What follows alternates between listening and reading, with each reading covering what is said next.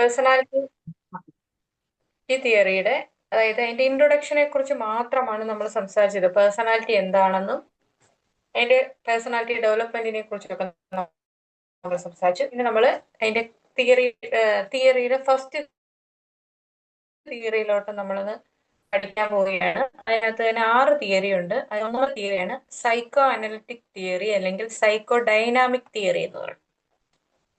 മനസ്സിലായ? ഒന്നാമത്തെ തിയറിയുടെ പേരാണ് സൈക്കോ അനലിറ്റിക് തിയറി അല്ലെങ്കിൽ സൈക്കോ ഡൈനാമിക് തിയറി. 6 തിയറികളുണ്ട്. നമ്മൾ ഇന്ന് ഒന്നാമത് പഠിക്കുന്നത് ഈ തിയറിയാണ്. ഞാൻ 2-3 പ്രാവശ്യം എടുത്ത് പറയുന്നത് കഴിഞ്ഞ ദിവസം പറഞ്ഞു സ്പീഡ് കൂടിപ്പോകുന്നുണ്ടെന്ന് പറഞ്ഞു.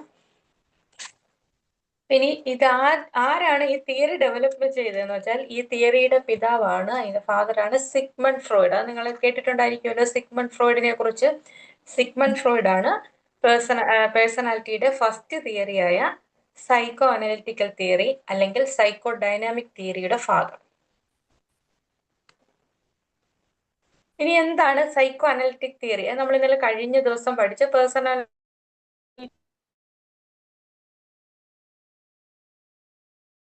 യുമായി ബന്ധപ്പെട്ട അതേ കാര്യം, അൺകോൺഷ്യസ് ആയിട്ടുള്ള conflicts, childhood experience, internal psychological force എന്നിവ ഷേപ്പ് ചെയ്യുന്നതിനുള്ള പ്രധാന സമീപനമാണ് ഈ സൈക്കോ ഡൈനാമിക് തിയറിക്കുള്ളത്. ഞാൻ ഒന്നുകൂടെ പറഞ്ഞുതരാം. അതായത് ഒരു മനുഷ്യന്റെ പെരുമാറ്റവും വ്യക്തിത്വവും അതുപോലെ അൺകോൺഷ്യസ് ആയിട്ടുള്ള കോൺഫ്ലിക്ട്സ്, ഉപബോധ മനസ്സിന്റെ അൺകോൺഷ്യസ് ആയിട്ടുള്ള കോൺഫ്ലിക്ട്സുകൾ, നമ്മുടെ ചെറുപ്പത്തിലെ ചൈൽഡ്ഹുഡ് എക്സ്പീരിയൻസ്, നമ്മുടെ ചെറുപ്പത്തിലെ എക്സ്പീരിയൻസുകൾ, പിന്നെ ഇന്റേണൽ സൈക്കോളജിക്കൽ ഫോഴ്സ്, നമ്മുടെ ഉള്ളിൽ നിന്ന് നമ്മളെ തള്ളുന്ന ചില ഫോഴ്സുകൾ എന്നിവയെല്ലാം കൂടെ ചേർത്തെടുക്കുന്ന ഒരു തിയറിയാണ് ഈ സൈക്കോ അനലിറ്റിക്കൽ തിയറി അല്ലെങ്കിൽ സൈക്കോ ഡൈനാമിക് തിയറി എന്ന് പറയുന്നത്.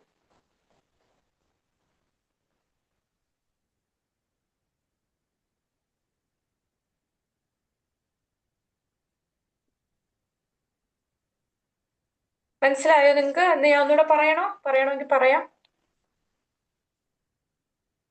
ഒന്നുകൂടെ പറയാം. സൈക്കോ ഡൈനാമിക് അല്ലെങ്കിൽ പറയണോ? ഒന്നുകൂടി പറയണം. സൈക്കോ ഡൈനാമിക് അല്ലെങ്കിൽ സൈക്കോ അനാലിറ്റിക് തിയറിയിൽ പറയുന്നത് ഒരു മനുഷ്യന്റെ പെരുമാറ്റവും മനസ്സിലായോ?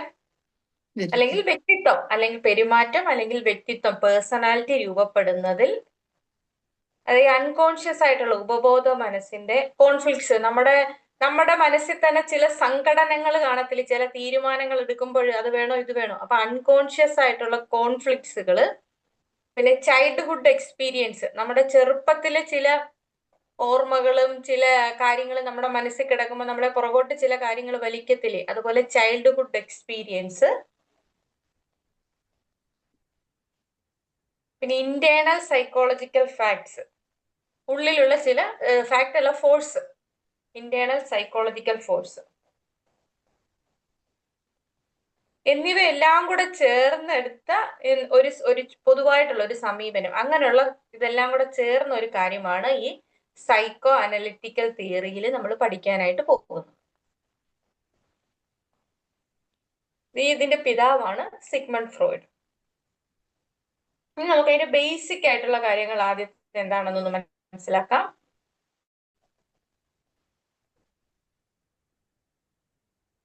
അതായത് ഇതിന്റെ ഈ ഫ്രോയിഡിന്റെ ഈ തിയറിയുടെ അടിസ്ഥാന കാര്യം എന്ന് പറയുന്നത് മനുഷ്യന്റെ പെരുമാറ്റത്തെ നിയന്ത്രിക്കുന്നതും പിന്നെ ഒന്നുകൂടെ ഞാൻ വ്യക്തമാക്കി തരാം. മനുഷ്യന്റെ പെരുമാറ്റത്തെ നിയന്ത്രിക്കുന്നത്, പിന്നെ മറഞ്ഞിരിക്കുന്ന ആഗ്രഹങ്ങൾ, നമ്മുടെ ഉള്ളിലുള്ള ആഗ്രഹങ്ങള്, ബാല്യകാല അനുഭവങ്ങള്, പിന്നെ നമ്മുടെ ഞാനൊരു കാര്യം പറഞ്ഞല്ലോ ഇന്റേണൽ സൈക്കോളജിക്കൽ ഫോഴ്സ് എന്ന്, അതിനകത്ത് വരുന്ന കാര്യമാണ് ഇപ്പൊ സെക്സും ആക്രമണപരവുമായ ഡ്രൈവ്, അതായത് ലൈംഗികപരവും ആക്രമണപരവുമായ ചില മോട്ടീവ്സ്, ചില ആഗ്രഹങ്ങൾ, അതൊക്കെ ഇതിനകത്ത് വരും. അതാണ് ഇന്റേണൽ സൈക്കോളജിക്കൽ ഫോഴ്സിനകത്ത് വരുന്നത്. പിന്നെ അൺകോൺഷ്യസ് കോൺഫ്ലിക്ട്സ്, അത് ഞാൻ ഒന്നുകൂടെ വ്യക്തമാക്കി തരാം. ഈ അൺകോൺഷ്യസ് കോൺഫ്ലിക്റ്റിനകത്തും ചൈൽഡ്ഹുഡ് ഇതിനകത്തും വരുന്നത് നമ്മൾ കേട്ടിട്ടില്ലേ, child is the father of മാൻ എന്ന് നമ്മൾ കേട്ടിട്ടില്ലേ? ചെറുപ്പത്തിലൊക്കെ. അതായത് ബാല്യത്തിൽ നടന്ന അനുഭവങ്ങൾ നമ്മുടെ ഭാവിയിലെ ചില കാര്യങ്ങളെ നിയന്ത്രിക്കുന്നത്. ബാല്യത്തിൽ നടന്ന, അതാണ് ചൈൽഡ്ഹുഡ് എക്സ്പീരിയൻസിനകത്ത് പറയുന്നത്. ബാല്യത്തിൽ നടന്ന ചില സംഭവങ്ങള് നമ്മുടെ എന്തിനെ നിയന്ത്രിക്കുന്നുണ്ട്? നമ്മുടെ ഭാവിയെയും നമ്മുടെ വ്യക്തിപരമായ കാര്യങ്ങളെയും നിർണ്ണയിക്കുന്നു. മനസ്സിലായല്ലോ നിങ്ങൾക്ക് എല്ലാവർക്കും? ഒന്നുകൂടെ പറയണോ ഇനി?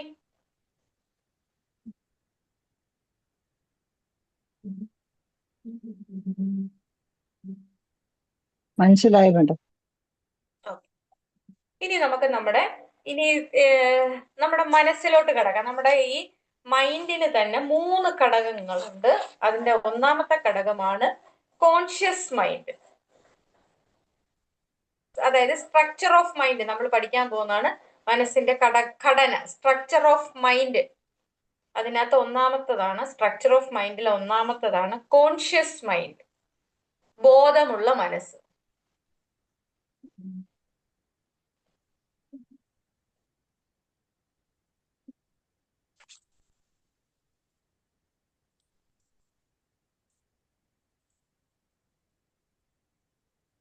ഒന്നാമത്തത് സ്ട്രക്ചർ ഓഫ് മൈൻഡിൽ ഒന്നാമത്തതാണ് കോൺഷ്യസ് മൈൻഡ്, ബോധമുള്ള മനസ്സ്. അപ്പൊ അതിനകത്ത് വരുന്നത് ഇപ്പോൾ നമ്മൾക്ക് അറിയാവുന്ന ചിന്തകള്, വികാരങ്ങള് ഒക്കെയാണ് കോൺഷ്യസ് മൈൻഡിൽ വരുന്നത്.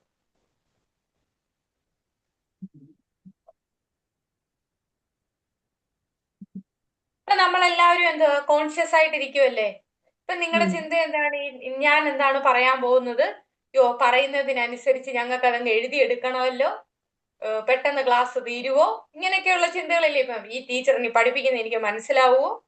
എനിക്കിനി ഇതെങ്ങനെ പ്രയോജനപ്പെടുത്താൻ കഴിയും? ഇതൊക്കെ ഇല്ലേ ഈ ഒരു സ്പോട്ടിൽ നമ്മുടെ ചിന്തയിൽ നടക്കുന്നത്. ഇപ്പൊ നമ്മൾ ക്ലാസ്സിൽ കോൺഷ്യസ് ആയിട്ടിരിക്കുകയാണ്. അതാണ് മനസ്സിന്റെ ഒരു ഘടന. ഫസ്റ്റ് ആണ് കോൺഷ്യസ് മൈൻഡ്. ഇപ്പോൾ നമ്മൾക്ക് അറിയുന്ന ചിന്തകളും വികാരങ്ങളും.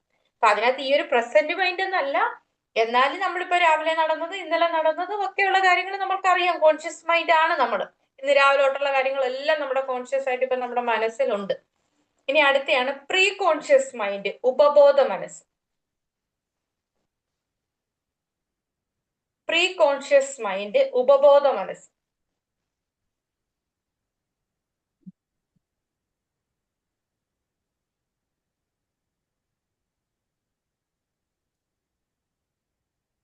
പ്രീ കോൺഷ്യസ് മൈൻഡ്, ഉപബോധ മനസ്സ്. അതായത് തൽക്കാലം നമ്മുടെ മനസ്സിൽ ഈ കാര്യങ്ങളൊന്നുമില്ല, പക്ഷെ നമുക്ക് എളുപ്പത്തിൽ ഓർമ്മിച്ചെടുക്കാവുന്ന കാര്യങ്ങളാണ്. ഇപ്പൊ നമ്മൾ അതിനെക്കുറിച്ച് ഒന്നും ചിന്തിക്കുന്നില്ല. ആ ഒരു മനസ്സിനകത്ത് നമ്മുടെ കാര്യങ്ങൾ കിടപ്പുണ്ട്. പക്ഷെ നമ്മൾ ഇങ്ങനെ ഒറ്റയ്ക്കിരുന്ന് ആലോചിക്കുമ്പോഴും അല്ലെങ്കിൽ വേറൊരാള് ഈ ഒരു സംഭവത്തെ കുറിച്ച് പറയുമ്പോഴും നമ്മൾ ആ സംഭവത്തെ ഓർമ്മിച്ചെടുത്ത് വളരെ കൃത്യമായിട്ട് കാര്യങ്ങൾ പറയും. അതാണ് ഉപബോധ മനസ്സ്, pre conscious mind.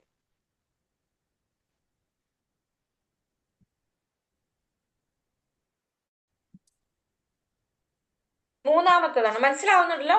മൂന്നാമത്തതാണ് unconscious mind, അവബോധ മനസ്സ്. അവബോധ മനസ്സ്.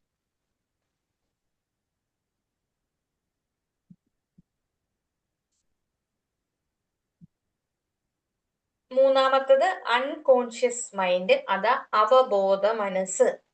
അതാണ് നമ്മൾ ഇന്നിപ്പോ ഇവിടെ പറഞ്ഞതിനകത്ത് കൂടുതൽ കാര്യങ്ങൾ നമ്മുടെ ഈ മനസ്സിനകത്ത് കിടപ്പുണ്ട്. നമ്മുടെ പേഴ്സണാലിറ്റിയെ നിയന്ത്രിക്കുന്നതിനകത്തതിന് നല്ല പങ്കുണ്ട്. അതായത് അടിച്ചമർത്തപ്പെട്ട ആഗ്രഹങ്ങള്, ഭയങ്ങള്, കോൺഫ്ലിക്ട്സ് എന്നിവ ഇവിടെ ഈ മൈൻഡിനകത്താണ് ഇരിക്കുന്നത്. ഇതാണ് നമ്മുടെ പെരുമാറ്റത്തെ ഏറ്റവും കൂടുതൽ സ്വാധീനിക്കുന്നത്. നമുക്ക് ഒരുപാട് ആഗ്രഹങ്ങൾ ഉണ്ടായിരുന്നു, പക്ഷേ എല്ലാ ആഗ്രഹങ്ങളും ഒന്നും നമുക്ക് സാധിച്ചെടുക്കാനായിട്ട് പറ്റുന്നില്ല. ഞാൻ ഒന്നുകൂടെ അതിന്റെ കാര്യം പറയാം.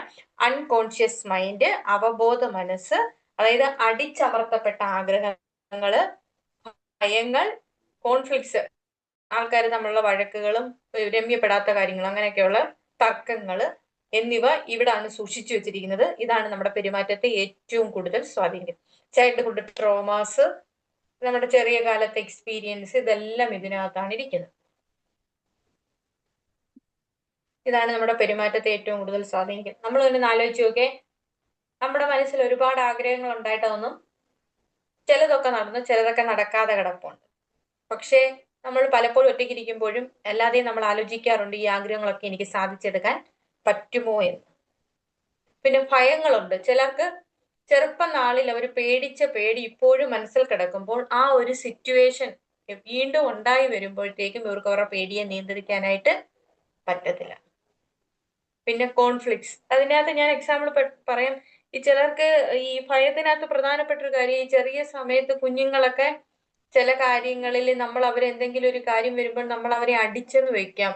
പക്ഷെ ഈ അടി ചിലപ്പോൾ അവർക്ക് സഹിക്കാൻ പറ്റിയില്ലാത്തൊരു അവരുടെ മനസ്സിനെ ബാധിച്ചിട്ടുണ്ടെങ്കിൽ പിന്നെ ഏതൊരു ഇത് വരുമ്പോഴും ഈ കുട്ടികൾക്ക് എന്തോ ചെയ്യും, ഈ അടിയെ പേടിയായിട്ട് ഇരിക്കും. അടിക്കുമ്പോൾ എനിക്ക് അങ്ങനെ ആ ഒരു പേടി ഇവരുടെ മനസ്സിൽ കിടക്കുന്നത് കൊണ്ട് കുട്ടികൾക്ക് അങ്ങനെ വരാം. പിന്നെ ഞാൻ പ്രധാനമായിട്ട് പറയത്തില്ല, നമ്മൾ ഈ ചില കേസുകളിലൊക്കെ വിക്ടിംസ് ആയിട്ടുള്ള പിള്ളേരില്ലേ, ഇപ്പൊ പോക്സോയുടെ തന്നെ കേസ്, അങ്ങനെയൊക്കെയുള്ള കുഞ്ഞുങ്ങളെ നമ്മൾ കൗൺസിലിംഗ് ഒക്കെ കൊടുക്കുമ്പോഴും അവർക്ക് ഈ ആൾക്കാരെ കാണുന്നത് പേടി, അവരൊറ്റയ്ക്ക് മുറിയിൽ കതകടച്ചിരിക്കുകയും കരയുകയും നിലവിളിക്കുകയും ചെയ്യും. ഭയങ്കര ട്രോമ ആയിരിക്കും അവർക്ക്. അവരെയൊക്കെ നമുക്ക് പുറത്തു കൊണ്ടുവരാനായിട്ട് ഭയങ്കര, പുറത്തുനിന്ന് പറഞ്ഞാൽ അവരുടെ ആ മനസ്സിലെ ആ ഒരു കോൺഫ്ലിക്റ്റിൽ നിന്ന് പുറത്തു കൊണ്ടുവരാൻ ഭയങ്കര പേടിയായിരിക്കും.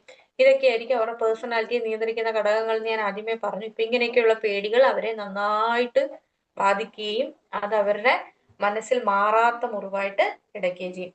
അതിന് വേറെ നമ്മൾ സൈക്കോളജിയിൽ വേറൊരു ഭാഷയെ പറഞ്ഞ ഇന്നർ ചൈൽഡ് ഹീലിംഗ് എന്ന് പറയും. ബാല്യകാലത്തെ പ്രശ്നങ്ങളെ ഹീൽ ചെയ്യുന്ന അതൊരു കോഴ്സ് തന്നെ ആയിട്ടുണ്ട്, ഇന്നർ ചൈൽഡ് ഹീലിംഗ് എന്ന് പറയുന്നത്. അതാവുമ്പോൾ നമ്മുടെ മനസ്സിൽ കിടക്കുന്ന ഈ പഴയ കാര്യങ്ങളെല്ലാം വെളിയിൽ കൊണ്ടുവന്നിട്ട്, ബട്ട് ഇങ്ങനെ ഇപ്പൊ നമ്മൾക്കായാലും ഓരോരുത്തർക്ക് അത് ചെയ്തു കഴിയുമ്പം നമ്മൾ പോലും അറിയാത്ത പല വേദനകൾ നമ്മുടെ ഉള്ളിൽ കിടപ്പുണ്ടായിരിക്കും. അതിനെയെല്ലാം നമുക്ക് പുറത്തു കൊണ്ടുവന്ന് വാഷ് ഔട്ട് ചെയ്ത് കഴിഞ്ഞാൽ നമുക്കൊരു പുതിയ വ്യക്തിയായിട്ട് മാറാനായിട്ട് കഴിയും. നിങ്ങൾ തന്നെ ആലോചിച്ച്, ചെറുപ്പത്തിൽ ചിലപ്പം നിങ്ങളുടെ അമ്മയോ അച്ഛനോ അല്ലെങ്കിൽ ആരെങ്കിലും ഒന്ന് വഴക്ക് പറഞ്ഞ ചില വേദനകൾ പോലും നിങ്ങളുടെ ഉള്ളിൽ ചിലപ്പോൾ വേദനയായിട്ട് കിടക്കും. അങ്ങനെ നമ്മളോട് ആരെങ്കിലും ഒന്ന് ചിരിക്കാൻ ചിലര് നമ്മൾ തിരിച്ച് ചിരിച്ചു പോലും കാണത്തില്ല. അത് അന്ന് നമ്മുടെ മനസ്സിൽ ഭയങ്കര വേദനയായിട്ട് കിടന്നിട്ടുണ്ടായിരിക്കും. ഇതെല്ലാം നമ്മളിങ്ങനെ സംസാരിച്ച് പോയി കണ്ടെടുക്കുമ്പോഴായിരിക്കും നമ്മുടെ ഇന്നറിൽ ഉണ്ടായ മുറിവുകളാണ്. ഇങ്ങനെ പല കാര്യങ്ങളും ഒളിച്ചു വെച്ചിരിക്കുന്ന ഒരു മൈൻഡാണ് അൺകോൺഷ്യസ് മൈൻഡ്, അവബോധ മനസ്സ്. മനസ്സിലായോ എല്ലാവർക്കും?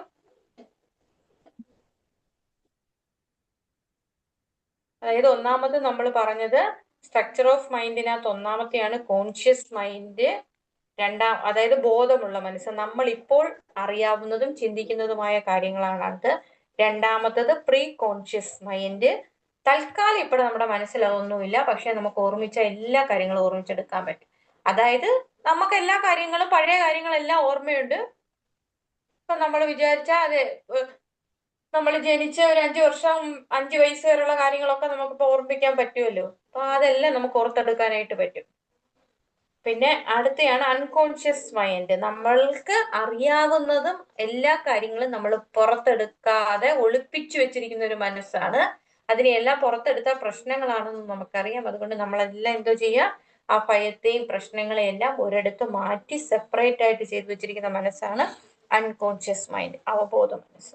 നമ്മളിപ്പോ ഈ ഫ്രൂയിഡിന്റെ ഭാഷയിൽ പറഞ്ഞ ഒരു ഐസ്ബർഗ് മോഡൽ പോലെ നമ്മൾ എന്തോ ചെയ്യുക, ഇതിനെ എല്ലാത്തിനെയും കൂടെ മനസ്സിനെ ഒരു ഹിമപർവ്വതത്തോടാണ്, ഐസ്ബർഗ് ഒരു ഹിമാലയം പർവ്വതത്തോട്, ഹിമം അതായത് മഞ്ഞിന്റെ രൂപത്തിലാണ് എന്തോ ചെയ്തിരിക്കുന്ന ഐസ്ബർഗ് നമ്മുടെ മനസ്സിനെ ഉപമിച്ച് വെച്ചിരിക്കുന്നത്. മനസ്സിലായി എന്ന് വിചാരിക്കുന്നു നിങ്ങൾക്ക് ഈ 3 കാര്യങ്ങള്.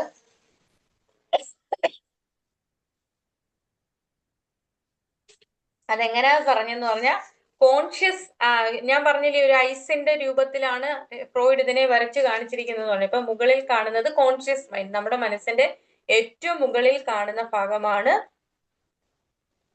Conscious mind. രണ്ടാമത് വെള്ളത്തിന്റെ അടിയിൽ കാണുന്ന ചെറിയ ഭാഗമാണ് പ്രീ കോൺഷ്യസ് മൈൻഡ്.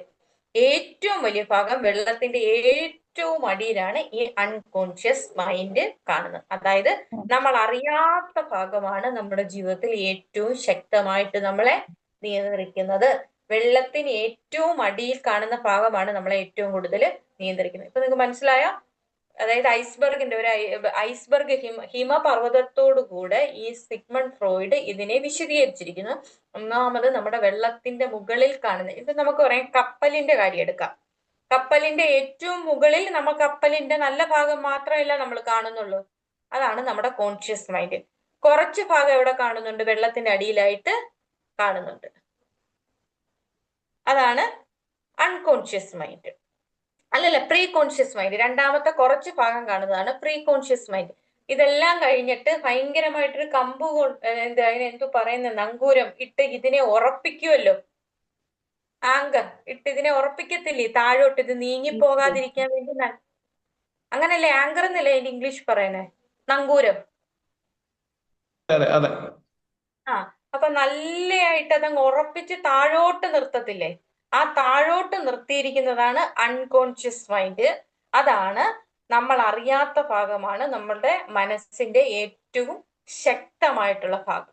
നമ്മൾ തന്നെ അന്ന് ആലോചിച്ച് നോക്കി. ഇനിയിപ്പോ നമ്മൾ നമ്മുടെ മനസ്സിനെ കുറിച്ചൊന്ന് ആലോചിച്ച് നോക്കുമ്പോൾ അറിയാം നമ്മൾ എന്തെല്ലാം കാര്യങ്ങൾ ഒളിപ്പിച്ചു വെച്ചിരിക്കുന്നു. അതിൽ നിന്നൊക്കെയാണ് ചിലപ്പോൾ നമ്മൾ പലരെയും അസസ് ചെയ്യുന്നതും അങ്ങനെയാണ്. നമ്മുടെ ജീവിതത്തിൽ ഉണ്ടായ അനുഭവങ്ങളിൽ നിന്നാണ് നമ്മൾ പലരെയും അസസ് ചെയ്യുന്നത്. എന്താ, എന്നോട് ആ വ്യക്തി എങ്ങനെയായിരിക്കും ബിഹേവ് ചെയ്യുന്നതെന്നും എല്ലാ മനുഷ്യരും ഒരുപോലെയല്ലെന്നും ഒരാളോട് ഞാൻ സംസാരിച്ചപ്പോൾ എനിക്ക് കിട്ടിയ അനുഭവം തന്നെ ആയിരിക്കുമോ ഇനി ഇയാളിൽ നിന്ന് എനിക്ക് കിട്ടുന്ന അനുഭവം, അങ്ങനെയൊക്കെ വിചാരിച്ചല്ലേ നമ്മൾ ഓരോരുത്തരോടും ഇടപെടുന്നത്. അപ്പൊ ഏറ്റവും കൂടുതൽ ശക്തമായിരിക്കുന്നത് ഈ മൂന്നാമത്തെ ഭാഗം. അടുത്തതാണ് സ്ട്രക്ചർ ഓഫ് പേഴ്സണാലിറ്റി.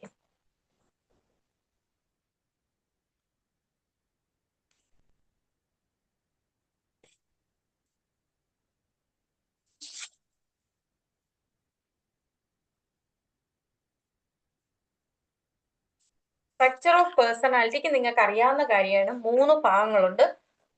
ഒന്നാമത്തത് ഇതെന്ന് പറയും, അതായത് ID. ID സ്പെല്ലിങ് ID, ഇതെന്നാണ് അതിന് പറയുന്നത്. അല്ലെങ്കിൽ ഇത് മലയാളത്തിൽ എഴുതുമ്പോൾ ഈയും ഡാ മേലോ ഇങ്ങനെ എഴുതുന്ന ഡായും ഡാ, ഇത് ID.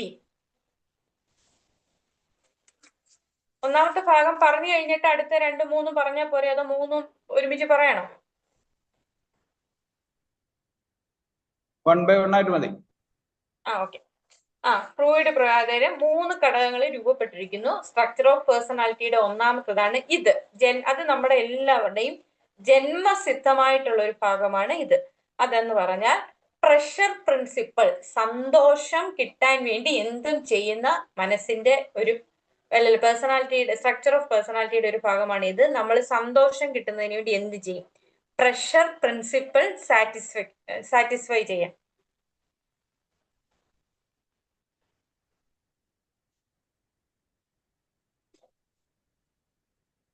ഇത് ജന്മസിദ്ധമായി ലഭിക്കുന്നതാണോ ജന്മസിദ്ധമായി ഉള്ളതെന്നാണോ?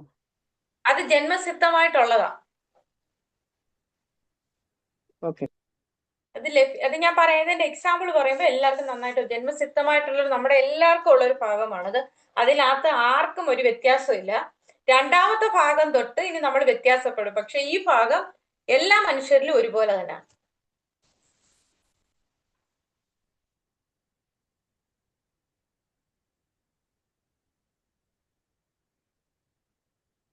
അതിന്റെ കാര്യം എന്ന് പറഞ്ഞാൽ നമ്മളാണെങ്കിൽ കൊച്ചു കുട്ടികളെ കണ്ടിട്ടുണ്ടോ? കണ്ടിട്ടുണ്ടോന്നല്ല, കൊച്ചു കുട്ടികളെ നമുക്കറിയാലോ. കൊച്ചുകുട്ടി എന്തിനു വേണ്ടിയാണ് കരയുന്നത്? സാധാരണ നമ്മൾ കൊച്ചുകുട്ടികൾ വിശക്കുമ്പോ കരയും, അവർക്ക് സംസാരിക്കാൻ അറിയത്തില്ല. അവരന്നേരം പാല് കുടിക്കുന്നതിന് വേണ്ടി കരഞ്ഞുകൊണ്ടേയിരിക്കും. പക്ഷെ പാല് കൊടുത്ത് വയറ് നിറഞ്ഞു കഴിയുമ്പോൾ കുട്ടിയുടെ കരച്ചിലൊക്കെ തീർന്ന് സമാധാനമായിട്ട് അവിടെ ഇരിക്കും. അപ്പൊ അതിന്റെ ആവശ്യം അന്നേരം എന്തുവായിരുന്നു? അതിന്റെ സാറ്റിസ്ഫൈ ചെയ്യേണ്ട എന്താണ്? അതിന്റെ വിശപ്പ് അതിന് മാറ്റണമെങ്കിൽ കരഞ്ഞെങ്കിലേ പാല് നമ്മൾ കൊടുക്കത്തുള്ളൂ. അപ്പൊ അതിനെ സംബന്ധിച്ച് അതിന്റെ പ്ലഷർ എന്താണ്? കുട്ടിയെ സംബന്ധിച്ച് കുട്ടിയുടെ പ്ലഷർ വയറ് നിറയുക എന്നുള്ളതാണ്. അതാ ഞാൻ പറഞ്ഞത്, അത് ജന്മസിദ്ധമാണ്. എല്ലാ കുട്ടികളും, ഈ ലോകത്തിലെ എല്ലാ കുട്ടികളും ഒരു 3 വയസ്സ് വരെയൊക്കെ കാണിക്കുന്ന ഏകദേശ സ്വഭാവങ്ങളെല്ലാം ഒരുപോലെയാണ്. പിന്നാണ് അവരുടെ സ്വഭാവം മാറി മാറി വരുന്നത്. പിന്നെ നമ്മളിപ്പോ ജന്മസിദ്ധമാണെന്ന് ഞാൻ പറഞ്ഞു. അതുപോലെ കുട്ടികൾ എന്ത് വേണമെങ്കിലും ഒരു കാര്യം നേടാൻ എന്തോ ചെയ്യും നമ്മളിൽ നിന്ന്. അവർക്ക് അന്നേരം ആ ഒരു സാഹചര്യത്തെ കുറിച്ച് അവർ മനസ്സിലാക്കുന്നില്ല. ഞാൻ വേറൊരു സ്ഥലത്താണ് നിൽക്കുന്നത്, എന്റെ അമ്മയ്ക്ക് ഇപ്പൊ അത് സാധിച്ചു തരാൻ പറ്റത്തില്ല, എന്റെ പപ്പായ്ക്ക് അല്ലെങ്കിൽ ഇപ്പൊ അത് പറ്റത്തില്ല എന്നൊന്നും അവര് ചിന്തിക്കുന്നില്ലല്ലോ. അവരിപ്പോ നമ്മളിപ്പോ ഒരു റോഡിൽ ഒരു കടയിൽ കൊണ്ടുപോയി, കടയിൽ പോയപ്പം ഒരു കളിപ്പാട്ടം കണ്ടെങ്കിൽ അവര് മേടിക്കാൻ വേണ്ടത് ചെയ്യും, ആ കടയിൽ കിടന്ന് വേണേ തറയിൽ കിടന്ന് അങ്ങ് ഉരുണ്ട് വഴക്കുണ്ടാക്കി കളയും. അവരെ സംബന്ധിച്ച് എന്തുവാ? അവർക്ക് ആ കളിപ്പാട്ടം കിട്ടുക എന്നുള്ളതാണ് അവരെ സംബന്ധിച്ച് ഏറ്റവും വലിയ കാര്യം. അവർക്ക് ആ പ്ലഷർ, ആ സന്തോഷം അന്നേരം അവിടെ സാറ്റിസ്ഫൈ ചെയ്തേ പറ്റത്തുള്ളൂ. അവർക്ക് വേറെ കാര്യങ്ങളൊന്നുമില്ല. എനിക്കിപ്പോ ഇത് കിട്ടണം, എനിക്കിത് കിട്ടിയേ പറ്റൂ. അവർ കിട്ടുന്നിടം വരെ കരഞ്ഞുകൊണ്ടേ ഇരിക്കും, എനിക്കിതിപ്പം വേണം. അതാണ് ഇതിൻ്റെ അകത്തെ പ്രത്യേകത എന്നാണ് ഞാൻ പറഞ്ഞത്. അതെല്ലാവർക്കും ഒരുപോലുള്ള ഒരു കാര്യമാണ്. എനിക്ക് വേണം. അവർക്ക് അന്നേരം നന്മ എന്താണെന്നോ അല്ലെങ്കിൽ നല്ലത് എന്താണെന്നോ തെറ്റെന്താണെന്നോ തിരിച്ചറിയാനുള്ള ഒരു ബോധം അവർക്കായിട്ടില്ല. ശരി തെറ്റുകളെ മനസ്സിലാക്കാനായിട്ടുള്ള ഒരു ഇതിലായിട്ട് അവർ എത്തിയിട്ടില്ല. അതായത് കുഞ്ഞു കരയുന്നു, ഞാൻ പറഞ്ഞല്ലേ പാല് വേണോ എന്ന് പറഞ്ഞുകൊണ്ട് കരുതുന്നത്. അതിനകത്ത് നമുക്ക് മനസ്സിലാക്കുന്ന ഒരു ഇമ്പൾസീവ് ബിഹേവിയർ ആണ് അവരുടെ അതിനകത്തുള്ളത്. അതെന്ന് വെച്ചാൽ അവർക്ക് അന്നേരം അവർ ദേഷ്യപ്പെട്ടായാലും കരഞ്ഞായാലും വാശി പിടിച്ചായാലും എനിക്കിത് നേടിയേ പറ്റൂ, എനിക്ക് സന്തോഷം കിട്ടിയേ പറ്റൂ. വേറൊരു എക്സാമ്പിളോട് പറയാം കുട്ടികളുടെ. നമ്മൾ പണ്ട് നമ്മുടെ ഈ വീടുകളിലൊക്കെ നമ്മൾ വിരുന്ന് പോകത്തില്ലേ? വിരുന്ന് പോകുമ്പോൾ നമ്മൾ വീട്ടിൽ നിന്ന് കൊച്ചു കുട്ടികളുടെ അടുത്ത് എന്തായിരിക്കും പറഞ്ഞു കൊടുക്കുന്നത്? ആ വീട്ടിൽ എല്ലാ സാധനങ്ങളും കൊണ്ടുപോയിക്കും, നീ എല്ലാം ഒന്ന് എടുത്ത് തിന്നരുതെന്ന് പറയും. പക്ഷെ പിള്ളേർ അത് മറക്കത്തില്ലേ? അവരന്നേരം അതുമെല്ലാം ശ്രദ്ധിക്കാറുണ്ടോ? അവരതൊന്നും ശ്രദ്ധിക്കത്തുമില്ല. അവരവിടെ ഇരിക്കുന്ന സാധനം എടുത്ത് കഴിക്കുകയും ചെയ്യും. നമ്മൾ വീട്ടിൽ വരുമ്പോ അവരെ വഴക്ക് പറയുകയും ചെയ്യും. എന്നിട്ട് അവരല്ലെങ്കിൽ എന്തോ ചെയ്യും, നമ്മളെ ഒന്ന് നോക്കും. വഴക്ക് നമ്മളെ ഒന്ന് നോക്കിക്കഴിഞ്ഞാലും അവരെന്തോ ചെയ്യും, ആദ്യം എടുക്കണോ വേണ്ടയോ ഇങ്ങനെ പാത്രത്തിൽ തൊട്ടും മാറിയൊക്കെ നിന്ന് കഴിഞ്ഞിട്ട് അവരാ സാധനം എടുത്തങ്ങ് കഴിക്കും. അപ്പൊ കുട്ടികളെ സംബന്ധിച്ച് അവർക്ക് അന്നേരത്തെ സന്തോഷം സാറ്റിസ്ഫൈ, അതായത് അവിടെ അവർക്ക് വേർതിരിച്ച് ചിന്തിക്കാനായിട്ടുള്ള ഒരു അറിവില്ല. അതാണ് മനസ്സിന്റെ ഒരു ഘടന. ഇനി നമുക്ക് രണ്ടാമത്തതാണ് ഈഗോ. അറിയാമല്ലോ, EGO, ഈഗോ.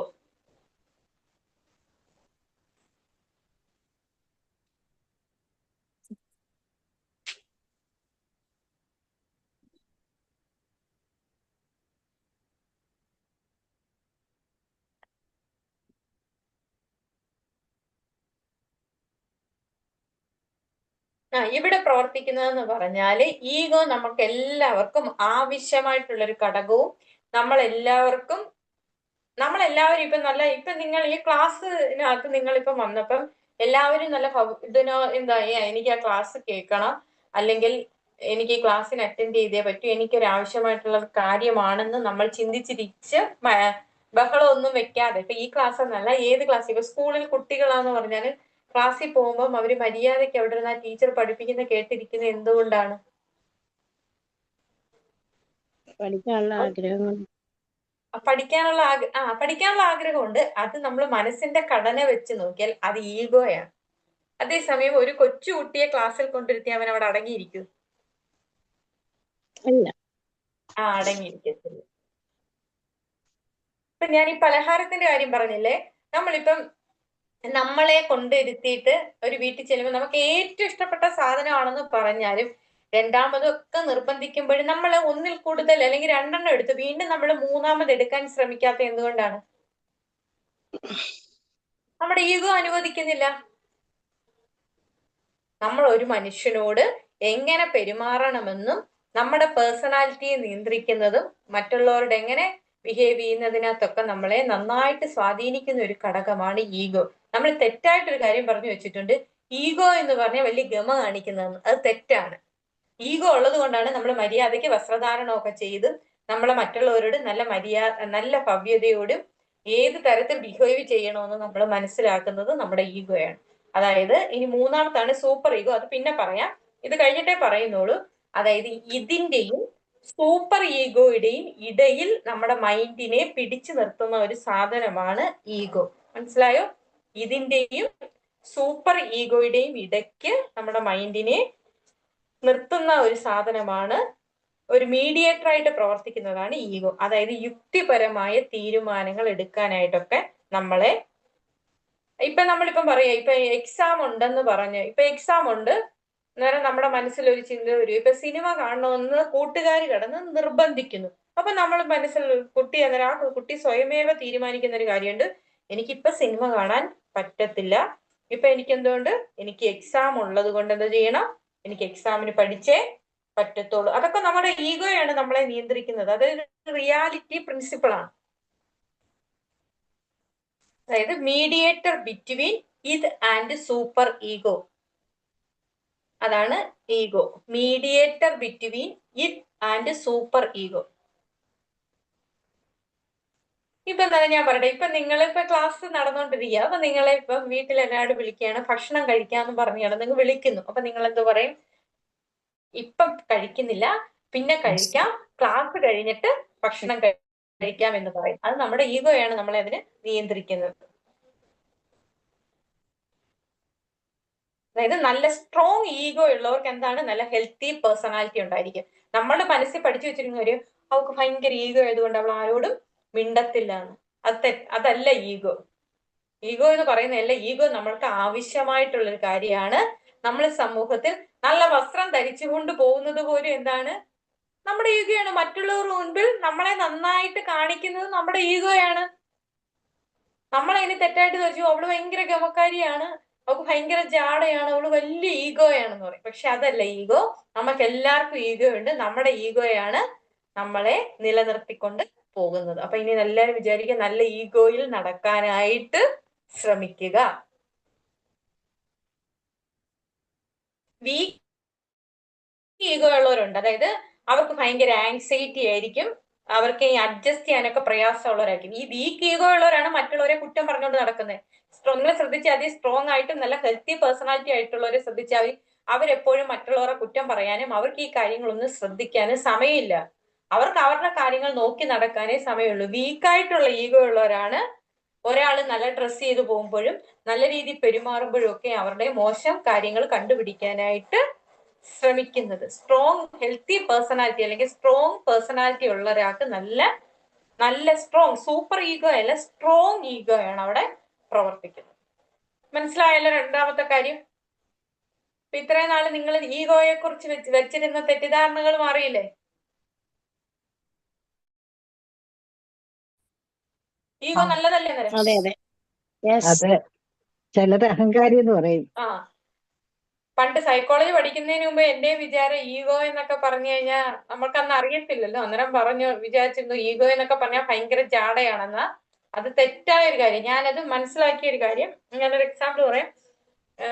പണ്ട് എന്റെ വിചാരം ഈ നമ്മളോടൊന്നും മിണ്ടാതെ, നമ്മൾ അങ്ങോട്ട് മിണ്ടിയാലും വലുതായിട്ട് മിണ്ടാത്ത ആൾക്കാരുണ്ടല്ലോ, അപ്പൊ നമ്മുടെ വിചാരം എന്തോ അവർക്ക് ഭയങ്കര ജാട, അവര് മിണ്ടത്തില്ല, അങ്ങനെ ഇങ്ങനെയാണെന്ന്. പക്ഷെ നമ്മൾ അവരോട് സംസാരിച്ച് കഴിയുമ്പോൾ നമ്മൾ വിചാരിക്കുന്നത് അവര് നമ്മളെക്കാളും വെറും പാവമായിരുന്നു, അവരിങ്ങനെയൊക്കെ അങ്ങ് പോകുന്നേ ഉള്ളൂ. അവരുടെ ഉള്ളിലൊക്കെ ഒരുപാട് വിഷമങ്ങൾ ഉള്ളത് കൊണ്ട് ആരോടും തുറന്നു പറയാനും ഒക്കെ പറ്റാത്തത് കൊണ്ടൊക്കെ അവര് മിണ്ടാത്തതാണ്. പക്ഷെ അവരോട് മിണ്ടിക്കഴിയുമ്പോൾ നമ്മളെക്കാളും നല്ല പേഴ്സണാലിറ്റി ആയിരുന്നു അവരും തിരിച്ചറിയാനായിട്ട് നമുക്ക് മനസ്സിലാവും. അപ്പൊ ഞാൻ നിങ്ങളോട് കൗൺസിലിംഗ് നിങ്ങളിത് ഇനി ചെയ്യുമ്പോൾ ശ്രദ്ധിക്കേണ്ട ഒരു കാര്യം, ഈ ഒട്ടും സംസാരിക്കാതൊക്കെ ഇരിക്കുന്നവരോട് നമ്മളൊന്ന് മിണ്ടാനായിട്ട് ശ്രമിക്കണം.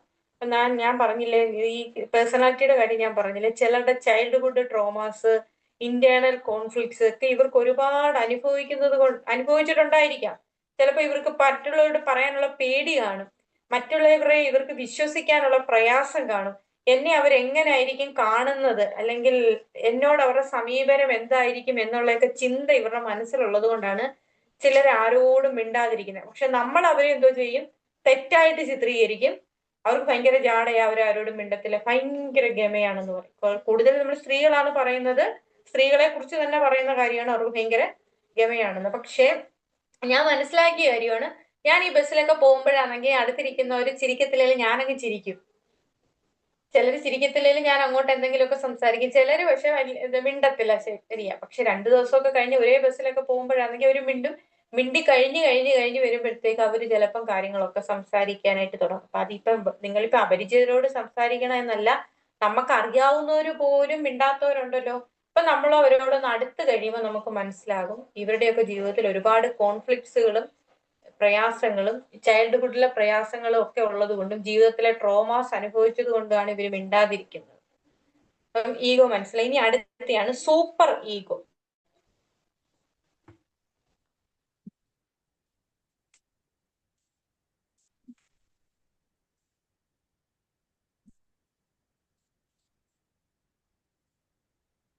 അതെന്ന് പറഞ്ഞാൽ ഭയങ്കര മോറൽ കോൺഷ്യസ് ആയിട്ടുള്ളൊരു കാര്യമാണ് സൂപ്പർ ഈഗോ എന്ന് പറയുന്നത്.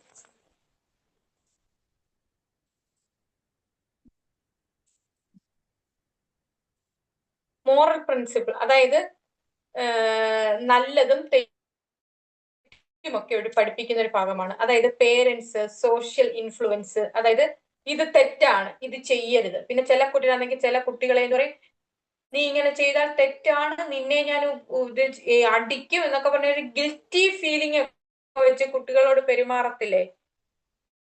കുട്ടികളോട് പറഞ്ഞാൽ എല്ലാവരോടും സൂപ്പർ ഈഗോ, ഞാൻ ഇങ്ങനെ പ്രവർത്തിച്ചില്ലെങ്കിൽ, സമൂഹത്തിൽ ഞാൻ ഇങ്ങനെ തന്നെ പ്രതികരിച്ചില്ലെങ്കിൽ എന്റെ ഇമേജ് അങ്ങ് തകരും, അതുകൊണ്ട് ഞാൻ ഇങ്ങനെ മാത്രമേ പ്രതികരിക്കത്തുള്ളൂ. ചിലരോട് അവരുടെ തെറ്റുകളെ നമ്മൾ ചൂണ്ടിക്കാണിച്ചു കൊടുത്താലും ചിലർ എന്ത് ചെയ്യും, അതിനെ തിരുത്താനായിട്ട് ശ്രമിക്കത്തില്ലല്ലോ. ഞാൻ ചെയ്യുന്നത് മാത്രമാണ് ശരിയെന്ന് വിചാരിക്കുന്ന ഒരു വിഭാഗം ഉണ്ടല്ലോ, അതാണ് സൂപ്പർ ഈഗോ. അവർക്ക് ഭയങ്കര മോറൽ പ്രിൻസിപ്പിളുകൾ മാത്രമേ അവർ അംഗീകരിക്കത്തുള്ളൂ. ഇപ്പം കുട്ടികളുടെ ഒക്കെ ഒരു പ്രശ്നം വരുമ്പോഴും ഈ പേരൻസ് ചിലര് അവരുടെ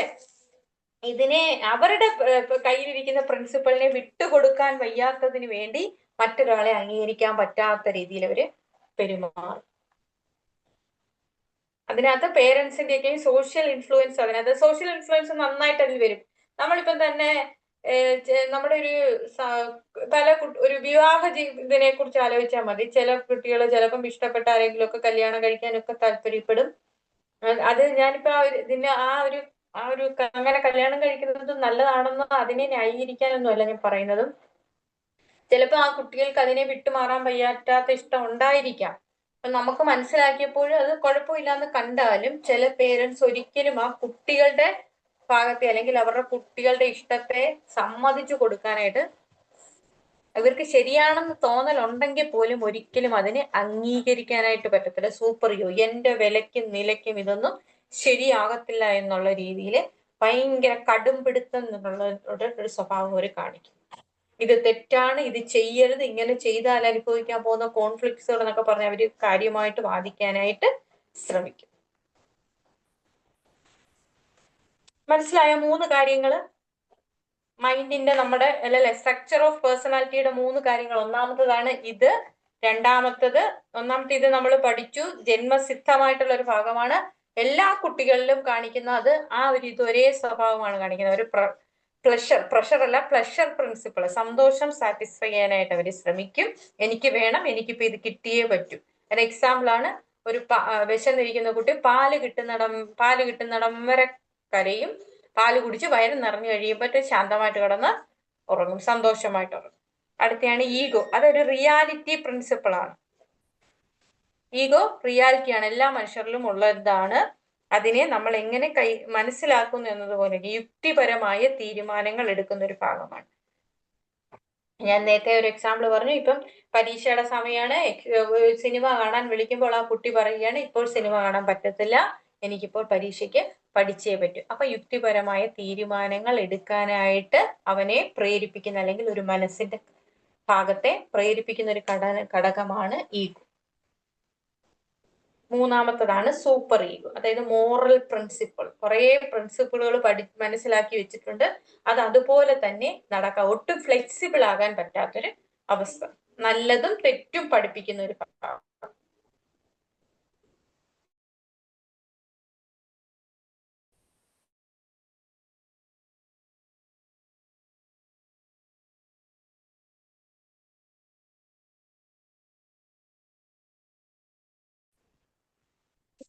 വിചാരിക്കുന്നു. അടുത്തതാണ് നമ്മൾ പഠിക്കാൻ പോകുന്നത് psycho social.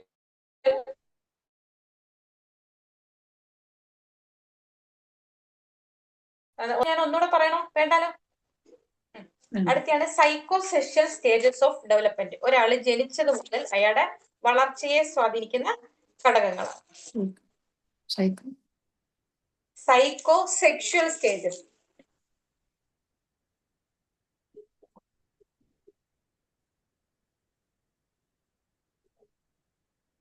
Psycho sexual stages. ഒന്നാമത്തെ സ്റ്റേജ് ആണ് ഓറൽ സ്റ്റേജ് എന്ന് പറയും. അതായത് 0 മുതൽ 1 വയസ്സ് വരെയുള്ള പ്രായത്തിൽ കാണിക്കുന്ന സ്വഭാവങ്ങളാണ് അത് ഓറൽ സ്റ്റേജ്.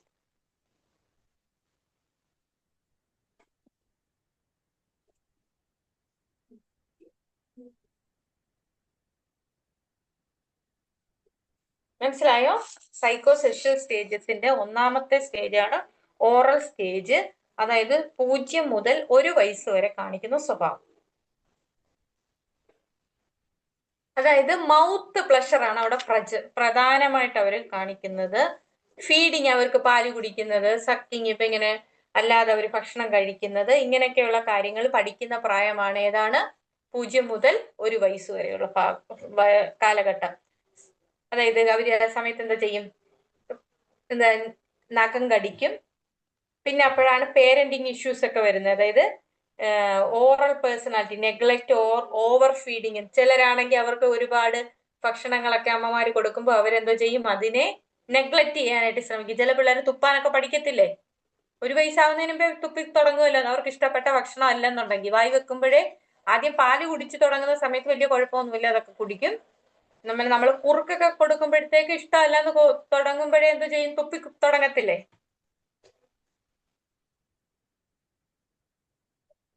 അത് ആ സമയത്ത് പറയുന്നതാണ് ഓറൽ പേഴ്സണാലിറ്റി.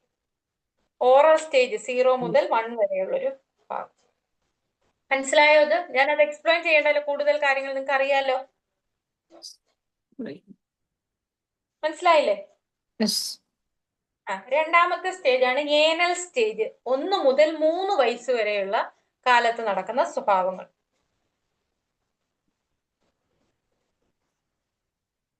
എന്ന സ്റ്റേജ് അമ്മ?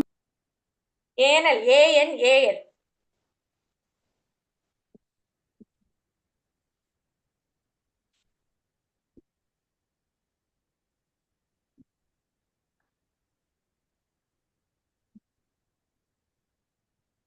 മാം ഒന്നുകൂടി സ്പെല്ലിംഗ് ഒന്ന് പറയൂ. ഒന്നാമത്തത് ഓറൽ, ORAL. രണ്ടാമത്തത് anal, ANAL. Okay, thank you. ഈ ഭാഗത്ത് വരുന്നത് നമുക്കറിയാം. അത് നമുക്ക് ആ വാക്കിനകത്ത് തന്നെ ഏനൽ സ്റ്റേജിനകത്ത് toilet training, control and toilet training. ഈ ഒരു സമയത്തല്ലേ നമ്മൾ കുഞ്ഞുങ്ങളുടെ ബാത്റൂമിൽ പോകുന്ന കാര്യങ്ങളും ഒക്കെ കൺട്രോൾ ചെയ്യുന്നേ. അവർക്ക് ആ ഒരു ടെൻഡൻസി ഉണ്ടാകുമ്പോൾ നമ്മളോട് പറയണമെന്നും ബാത്റൂമിൽ പോകണമെന്നും ശൂശു വെക്കാൻ പോകണമെന്നൊക്കെ നമ്മൾ പഠിപ്പിക്കുന്ന ഒരു പ്രായമല്ലേ? 1 to 3 3 വയസ്സ് വരെ. 3 വയസ്സ് കഴിയുമ്പോഴത്തേക്ക് അവർ അവരുടെ കാര്യത്തിൽ പ്രാപ്തരായിട്ട് മാറുമല്ലോ, ആ ഒരു കാര്യത്തില്.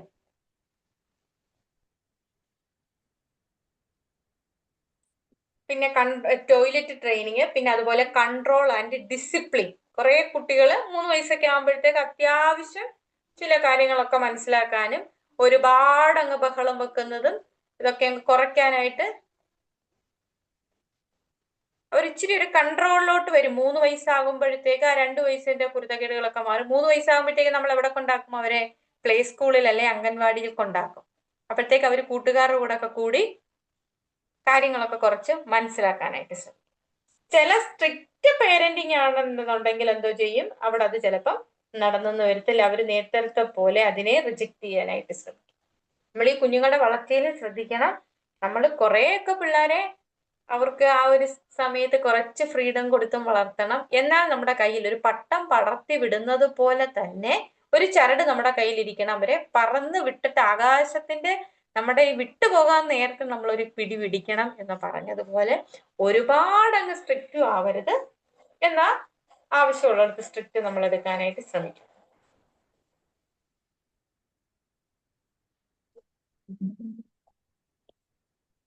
ചിലരെന്തോ ചെയ്യുന്നത്? ഒരുപാട് സ്ട്രിക്റ്റ് ആക്കുമ്പോഴത്തേക്ക് ഭയങ്കര പെർഫെക്ഷനിസ്റ്റ് ആവാനായിട്ട് ശ്രമിക്കും.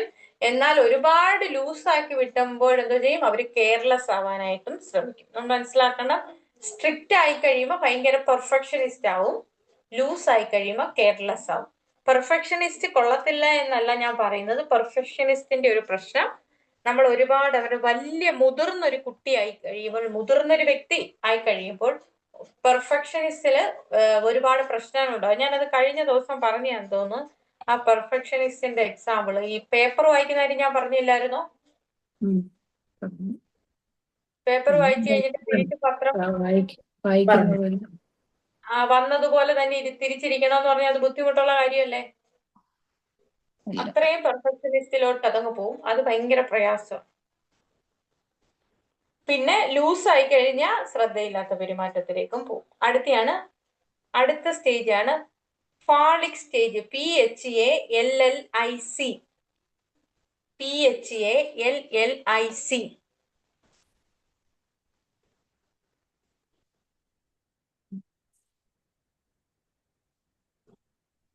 അതായത് 3 മുതൽ 6 വയസ്സ് വരെയുള്ള ഒരു സ്റ്റേജ് ആണ് ഫാളിക് സ്റ്റേജ്. ഇതിനകത്ത് ജെനിറ്റൽ അവയർനെസ് അവർക്ക് ഉണ്ടാകുന്ന ഒരു സമയമാണ്. അവർക്ക് മെച്ചുവർ സെക്ഷുവാലിറ്റി അവർ മനസ്സിലാക്കാനായിട്ട് തുടങ്ങും. അവിടെ ആകുമ്പോൾ 6 വയസ്സാകുമ്പം കുട്ടികൾക്ക് തന്നെ ഒരു ആൺകുട്ടി പെൺകുട്ടി എന്നുള്ള ഒരു ബോധം വരത്തില്ലേ. ഇപ്പൊ 3 വയസ്സ് 4 വയസ്സ് വരെ ആകുമ്പോഴത്തേക്ക് അവര് സ്കൂളിലും ഈ പ്ലേ സ്കൂളിലും അംഗൻവാടിയിലും ഒക്കെ പോയാൽ അവർക്ക് അത്രയും വലിയ പ്രശ്നമൊന്നുമില്ല. 4, 5 ഇപ്പം LKG UKG ഒക്കെ ആകുമ്പോഴും വലിയ കുഴപ്പമൊന്നുമില്ല. 6 വയസ്സൊക്കെ എത്തുമ്പോഴത്തേക്ക് അവരെന്ത് മനസ്സിലാക്കും? അവര് പെൺകുട്ടി ആൺകുട്ടി എന്ന് പറഞ്ഞ് മാറ്റി ചിന്തിക്കാനായിട്ട് ശ്രമിക്കും. അവരവരുടെ ജെനിറ്റൽ അവയർനെസ് അവരുണ്ടാക്കി എടുക്കും. അവിടാണ് നമ്മൾ എല്ലാവരും പറയുന്ന ഒരു കാര്യമുണ്ട്, ഇഡിപ്പസ് കോംപ്ലക്സ് എന്ന് പറയും. അതായത് ആൺകുട്ടിക്ക് ആരോടാണ് ഏറ്റവും കൂടുതൽ ഇഷ്ടം വരുന്നത്? അമ്മയോടാണ്. പെൺകുട്ടിക്ക് അച്ഛനോടാണ് ഇഷ്ടം വരുന്നത്.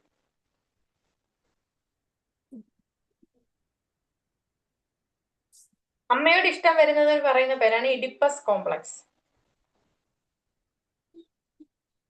ഏറ്റവും കൂടുതൽ ആൺപിള്ളേർ ആ ഒരു പ്രായത്തിൽ കാര്യങ്ങൾ വന്ന് പറയുന്നത് അമ്മയോടാണ്.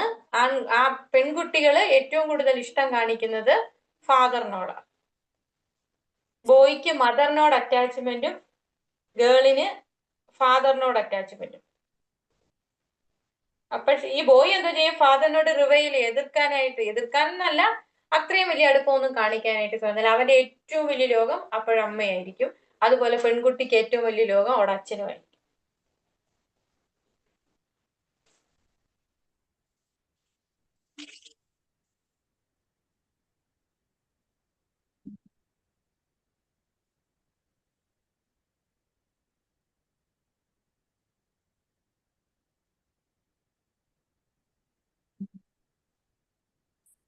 മനസ്സിലായോ?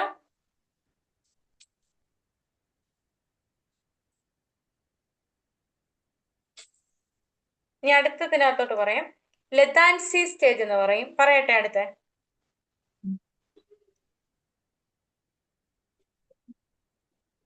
അടുത്ത സ്റ്റേജാണ് ലെതാൻസി സ്റ്റേജ്. LATENCY. LATENCY. ഒന്നുകൂടെ സ്പെല്ലിംഗ് പറയാം. LATENCY.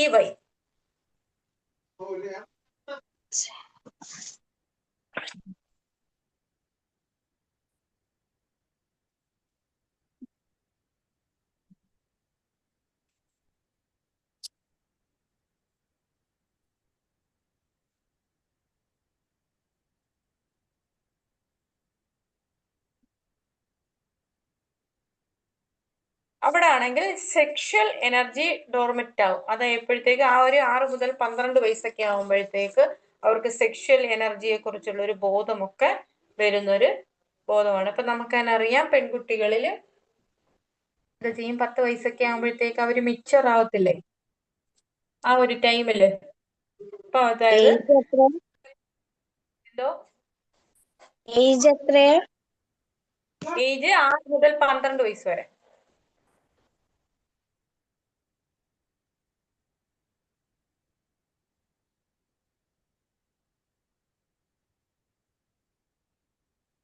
അതിനകത്ത് അവർ ആ സെക്ഷൽ എനർജി അവർക്ക് ഉണരും, മനസ്സിലാകും. അതുപോലെ focus on academics and friendship. ഈ ഒരു സമയത്താണ് അവർ ഫ്രണ്ട്ഷിപ്പ് കൂടുതൽ. 12 വയസ്സൊക്കെ ആകുമ്പോഴത്തേക്ക് അവര് ചില കുട്ടികൾ നന്നായിട്ട് പഠനത്തിൽ ശ്രദ്ധിക്കാനായിട്ട് തുടങ്ങും.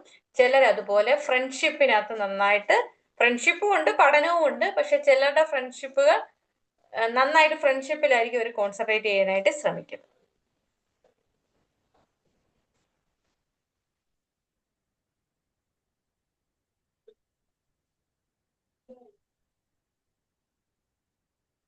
മനസ്സിലായോ?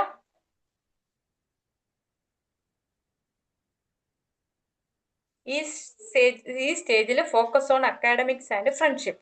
ഇനി അടുത്താണ് ജെനിറ്റൽ സ്റ്റേജ്. അതിന് വയസ്സെന്ന് പറഞ്ഞാൽ അഡോളസൻസ്. 12 വയസ്സ് കഴിയുമ്പോഴത്തേക്ക് അവർ എന്തായി മാറുന്നുണ്ട്? കൗമാരക്കാരായിട്ട് മാറുന്നുണ്ട്. അഡോളസൻസ് പീരീഡിൽ കാണിക്കുന്ന സ്റ്റേജ് ആണ് ജെനിറ്റൽ സ്റ്റേജ്. GENITAL. GENITAL.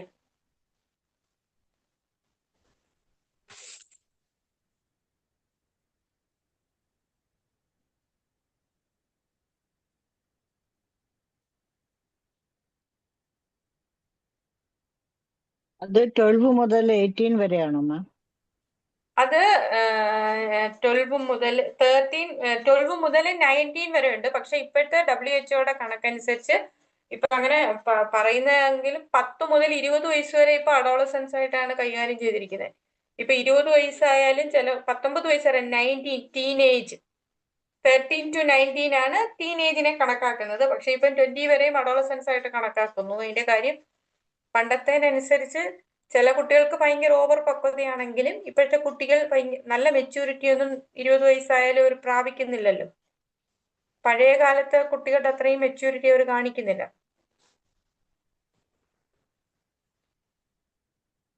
ഇവർ മെച്വർ സെക്ഷുവാലിറ്റിയിലേക്ക് പോകുന്ന ഒരു പ്രായമാണ് അഡോളസൻസിൽ. ആ സെക്ഷുവാലിറ്റിയെ കുറിച്ചുള്ള ഒരു ബോധം അവർക്ക് വരുമ്പോഴാണ് അവര് ചില റിലേഷൻഷിപ്പ്, ഹെൽത്തി റിലേഷൻഷിപ്പ് ആകാം, ചിലപ്പോൾ അൺഹെൽത്തി റിലേഷൻഷിപ്പ് ആകാം, ആ ഒരു ഫോർമേഷനിലോട്ട് അവര് പോകാനായിട്ട് ശ്രമിക്കും.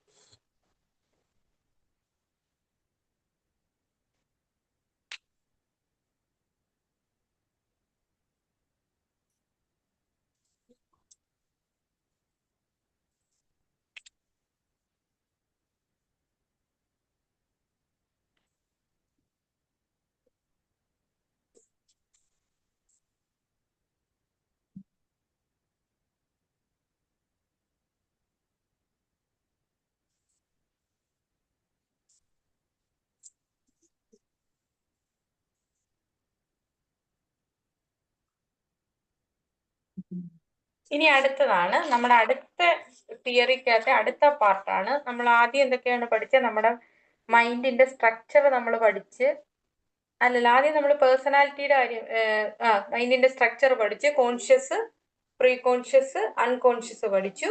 പിന്നെ അത് കഴിഞ്ഞ് നമ്മൾ പേഴ്സണാലിറ്റിയുടെ സ്ട്രക്ചർ പഠിച്ച്, ഇത് പഠിച്ച്, ഈഗോ പഠിച്ചു, സൂപ്പർ ഈഗോ പഠിച്ചു. പിന്നെ നമ്മൾ സൈക്കോ സെക്ഷൽ സ്റ്റേജസിനെ കുറിച്ച് പഠിച്ചു.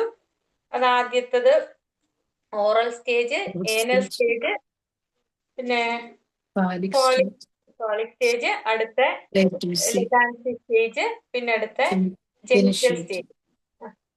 ഇനി അടുത്ത നമ്മൾ പഠിക്കാൻ പോകുന്നതാണ് ബോറടിച്ചോ നിങ്ങള്? ഇല്ല.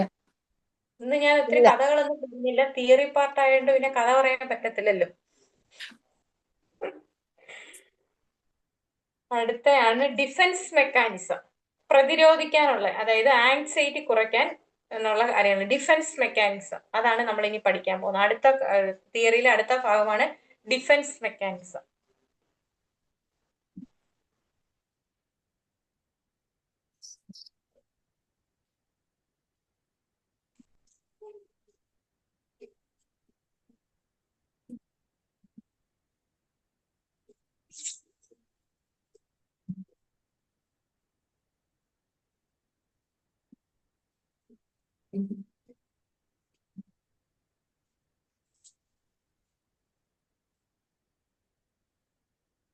ഇനി അതിന്റെ ഡിഫൻസ് മെക്കാനിസം എന്താന്ന് വെച്ചാല്, നമ്മളാണെങ്കിൽ ഈഗോ പ്രൊട്ടക്ട് ചെയ്യുന്ന ഒരു ഭാഗമാണ് ഡിഫൻസ് മെക്കാനിസം എന്ന് പറയുന്നത്.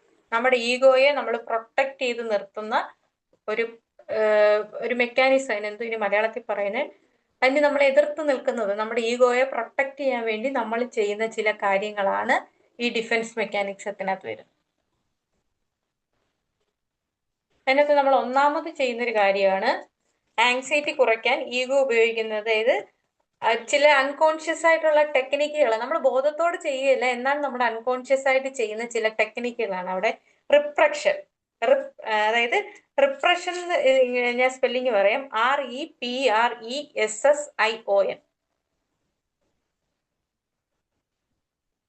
Repression, REPRESSION. ഈ സൈക്കോളജിയുടെ ടേംസ് ഒന്നും മലയാളം വാക്കുകൾ അതിന് കറക്റ്റ് ആപ്റ്റ് അല്ല, അതുകൊണ്ടാണ് ഞാൻ ഇംഗ്ലീഷ് വാക്ക് തന്നെ പറയുന്നത്. റിപ്രഷൻ. അപ്പൊ അവിടെ എന്ന് പറഞ്ഞാൽ നമ്മുടെ വേദനാജനകമായ ഓർമ്മകളെ നമ്മൾ എന്തോ ചെയ്യും? അടച്ചു വെക്കും. അത് നമ്മുടെ ഈഗോയെ പ്രൊട്ടക്ട് ചെയ്യാൻ വേണ്ടി. നമ്മൾ ഒരിടത്ത് ചെന്ന് നിൽക്കുമ്പോൾ പോലും നമുക്ക് വിഷമമുള്ള കാര്യങ്ങളായിരുന്നുവെങ്കിൽ പോലും, നമ്മുടെ ജീവിതത്തിൽ ഇങ്ങനെ ഒരു കാര്യം സംഭവിച്ചിട്ടുണ്ടെങ്കിൽ പോലും നമ്മൾ ചില ഭാഗത്ത് നമ്മൾ എല്ലാവരുടെ അടുത്തും അത് പറയാനായിട്ട് ശ്രമിക്കാറുണ്ടോ? ഇല്ല. നമ്മൾ എന്ത് ചെയ്യും? മറ്റുള്ളവരുടെ ഭാഗങ്ങളൊക്കെ കേട്ട് നമ്മൾ തലയൊക്കെ ആട്ടി നിൽക്കും. പക്ഷെ നമ്മൾ നമ്മുടെ മനസ്സിൽ എന്തോ പറയും, ഓ ഞാൻ ഇതെല്ലാം എന്തെല്ലാം അനുഭവിച്ചതാണ് നമ്മൾ മനസ്സിൽ പറയാറില്ലേ? ഉണ്ട്. പറയും. അപ്പൊ നമ്മൾ ചെയ്യുന്ന ഒരു കാര്യമാണ് അവിടെ റിപ്രഷൻ. അതായത് ചൈൽഡ്ഹുഡ് ട്രോമകള് നമ്മുടെ ജീവിതത്തിൽ അനുഭവിച്ച പ്രയാസങ്ങളെയൊക്കെ നമ്മളങ്ങ് ഫൊർഗെറ്റ് ചെയ്യും. അതാണ് repression.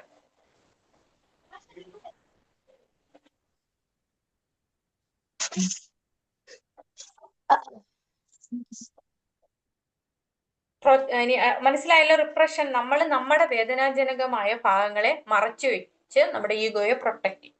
അടുത്തെയാണ് projection. PROJECTION. Projection. PROJECTION.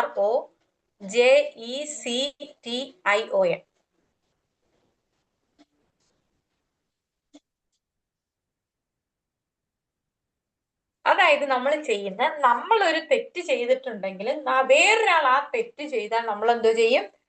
നമ്മുടെ തെറ്റൊന്നും ഒരു പ്രശ്നമല്ല, മറ്റൊരാളുടെ തെറ്റിനെ നമ്മൾ വലുതായിട്ട് കാണിക്കും. സ്വന്തം തെറ്റ് മറച്ചു വെച്ചിട്ട് അത് മറ്റൊരാളിൽ ആ തെറ്റ് കാണാനായിട്ട് ശ്രമിക്കും.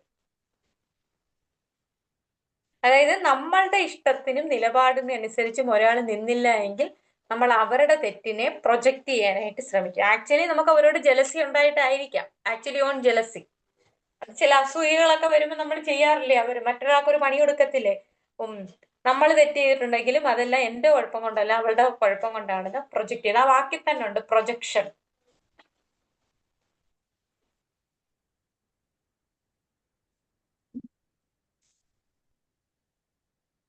മനസ്സിലായോ നിങ്ങക്ക്? ഒന്നാമത്തത് റിപ്രഷൻ, രണ്ടാമത്തത് പ്രൊജക്ഷൻ, മൂന്നാമത്തത് ഡിസ്പ്ലേസ്മെന്റ്. അത് സാധനം മാറ്റി വെക്കുന്നതല്ല, ഫിസിക്സിനകത്ത് ഒരു ഭാഗമാണ് ഡിസ്പ്ലേസ്മെന്റ്. അതല്ല ഇവിടെ നമ്മൾ മനസ്സിലാക്കേണ്ട ഒരു കാര്യം. നമ്മൾ ജോലിക്ക് പോയിട്ട് വരുമ്പോൾ അവിടെ എന്തെങ്കിലും പ്രശ്നങ്ങൾ ഉണ്ടെങ്കിൽ നമ്മൾ നമുക്ക് കിട്ടിയ ദേഷ്യം എല്ലാം കൂടെ നമ്മൾ എവിടെ തീർക്കും? വീട്ടിൽ തീർക്കും. അതുപോലെ ഭർത്താവ് ഭാര്യ തമ്മിലുള്ള വഴക്കുണ്ടെങ്കിൽ നമ്മൾ അടി 2 കൊച്ചു പിള്ളേർക്ക് കൊടുക്കും. അതാണ് ഡിസ്പ്ലേസ്മെന്റ്. നമുക്ക് നമ്മുടെ ഈഗോയെ പ്രൊട്ടക്ട് ചെയ്യാൻ വേണ്ടി നമ്മൾ അത് ചെയ്യും, അത് വേറൊരാളിൽ പ്രയോഗിക്കാനായിട്ട് ശ്രമിക്കും. അതാണ് ഡിസ്പ്ലേസ്മെന്റ്. ബോസിന്റെ കോപം അല്ലെങ്കിൽ നമ്മുടെ ഓഫീസിലെ കോപം വീട്ടിൽ തീർക്കും. എക്സാമ്പിൾ നമ്മൾ ഓർക്കാൻ എഴുതിയിട്ടാൽ മതി ഡിസ്പ്ലേസ്മെന്റ് എന്താണെന്ന്. ഓഫീസിലെ പ്രശ്നം വീട്ടിൽ തീർക്കുക.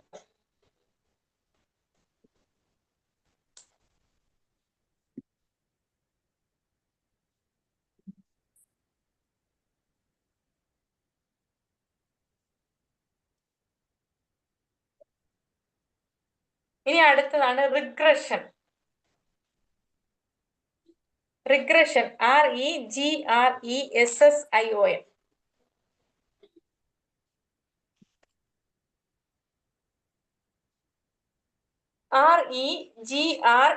REGRESSION.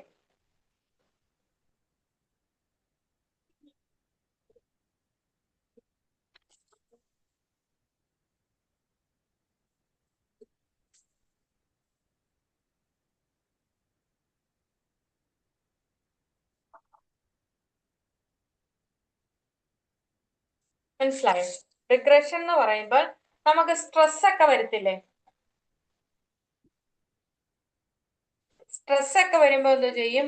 ഇതൊന്നും മൈൻഡ് ചെയ്യാതെ അതിനെ മൈൻഡ് ചെയ്യാതെ ആ സ്ട്രെസ്സിനെ നമ്മൾ എന്തോ ചെയ്യും? ആ കൂട്ടത്തിലേക്ക് നമ്മൾ അതിനെയൊക്കെ ആ സ്ട്രെസ്സിൽ വന്നു കഴിയുമ്പോൾ അതിലേക്ക് അങ്ങ് തിരിച്ചു പോകുന്ന ഒരവസ്ഥ. എന്നാൽ അതിനെ നമ്മൾ മാറ്റിയെടുക്കാനല്ല ശ്രമിക്കുന്നത്, ആ സ്ട്രെസ്സിലേക്ക് തന്നെ അങ്ങ് മടങ്ങി ചെല്ലാൻ നമ്മൾ അങ്ങ് ദുഃഖിച്ചങ്ങിരിക്കുന്ന ഒരവസ്ഥയാണ് റിഗ്രഷൻ. എന്നെ കൊണ്ട് ഞാൻ വരുന്നില്ല, എനിക്കിപ്പോ വയ്യ, എന്തെങ്കിലും ആരെങ്കിലും നമ്മളെ വിളിച്ചാല് എന്നെ കൊണ്ടൊന്നിനും പറ്റത്തില്ല, ഇപ്പൊ അങ്ങനെയാണ് ഇങ്ങനെയാണെന്ന് പറഞ്ഞ് നമ്മൾ ആ സ്ട്രെസ്സിനെ ഐഡന്റിഫൈ ചെയ്യാതെ അതിനെലോട്ട് തന്നെ ഒരു മടങ്ങി പോകുന്ന ഒരു അവസ്ഥയാണ്.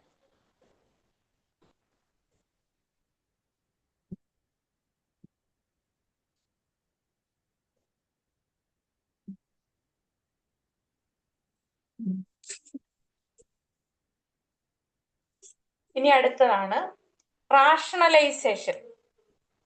RATIONALIZATION. ഇത് നമുക്ക് എല്ലാവർക്കും നമ്മൾ ചെയ്യുന്നൊരു കാര്യമാണ്. ഈ വാക്ക് പറയുമ്പോൾ നിങ്ങൾക്ക് ഒന്നുകൂടെ പറയാവോ spelling? RATIONLIZATION. RATIONALIZATION. Okay. Rationalisation എന്ന് പറയുമ്പോൾ നിങ്ങൾക്ക് ഭയങ്കര കട്ടിയുള്ള വാക്കാണ്, പക്ഷെ കാര്യം പറയുമ്പോൾ നമുക്ക് നന്നായിട്ട് മനസ്സിലാവും. നമ്മളിപ്പം ഒരു ജോലിക്ക് അപേക്ഷിച്ചു, ജോലി കിട്ടിയില്ല. അപ്പൊ നമ്മൾ എന്താ പറയുന്നത്? ജോലി കിട്ടാത്തതിന് നമ്മൾ എന്താ പറയുക? കമ്പനി കൊള്ളത്തില്ല, അവിടെ ജോലി കിട്ടാത്ത തന്നെയാണ് നല്ലത്. പറഞ്ഞ മനസ്സിലായോ? അതിനെ അങ്ങ് ന്യായവൽക്കരിക്കാനായിട്ട് നമ്മൾ ശ്രമിക്കുക. ഇപ്പൊ അതിന്റെ ഐഡിയ മനസ്സിലായോ? നമ്മുടെ ഈഗോയെ പ്രൊട്ടക്ട് ചെയ്യാൻ വേണ്ടി നമ്മൾ പറയുന്നേ, എനിക്ക് ജോലി കിട്ടാത്തതൊന്നുമല്ല, നമുക്ക് ജോലി കിട്ടാത്തതിൽ വിഷമമുണ്ട്, പക്ഷെ നമ്മൾ അതിനൊരു ആശ്വാസം കണ്ടെത്തുന്നത് എന്താണ്? ആ കമ്പനി കൊള്ളാത്തത് കൊണ്ടാണ് എനിക്ക് അവിടെ കിട്ടാത്തത്. മനസ്സിലായോ? മലയാളത്തിലൊരു പറച്ചിലുണ്ടല്ലോ, കിട്ടാത്ത മുന്തിരി പുളിക്കും. അത് അതെ, അതിനോട് അതെ, കിട്ടാത്ത മുന്തിരി. പക്ഷെ നമ്മൾ ക്രിസ്ത്യൻ പെർസ്പെക്റ്റീവിൽ നമ്മൾ എന്തോ പറയും? എനിക്ക് ദൈവം ഇതിനേക്കാൾ നല്ലത് അവിടെ വെച്ചിട്ടുണ്ട്. ഒരുക്കി വെച്ചിട്ടുണ്ടോ നമ്മൾ പറയും, അല്ലേ? ഇതൊക്കെ ചെറുത്, അതൊക്കെ പോട്ടെ, ദൈവം എനിക്ക് വലിയത് അവിടെ നീറുറവ് അവിടെ തുറന്നു വെച്ചിട്ടുണ്ടെന്ന് നമ്മൾ ചിന്തിക്കും. പക്ഷെ നമ്മളിപ്പോ സൈക്കോളജിയിൽ നമ്മൾ എന്തോ വേറെ കരുതിയിട്ടുണ്ടെന്ന് പറയും. നമ്മൾ പറയും വേറെ എനിക്ക് ദൈവം കരുതിയിട്ടുണ്ട്. ഇതൊക്കെ ചീള ജോലികളാണ്, നല്ല ജോലി ദൈവം എനിക്ക് അവിടെ കരുതി വെച്ചിട്ടുണ്ടെന്ന്. നമ്മൾ അങ്ങനെ ആശ്വാസം, നമ്മൾ എപ്പോഴും അങ്ങനെയല്ലേ? നമുക്ക് കിട്ടാത്തതിന് നമ്മൾ പറയുന്നത് ഇതൊന്നും കാര്യമില്ല, എനിക്കായി കരുതിയിട്ടുണ്ടെന്നുള്ള പാട്ടുമൊക്കെ പാടി നമ്മളവിടെ സമാധാനപ്പെട്ട് നമ്മളങ്ങ് പോകും. അടുത്തതാണ് ഡിനേൽ. ഡിനേൽ, നമ്മൾ അതിനെല്ലാം തിരസ്കരിക്കുന്നത്. DENIAL.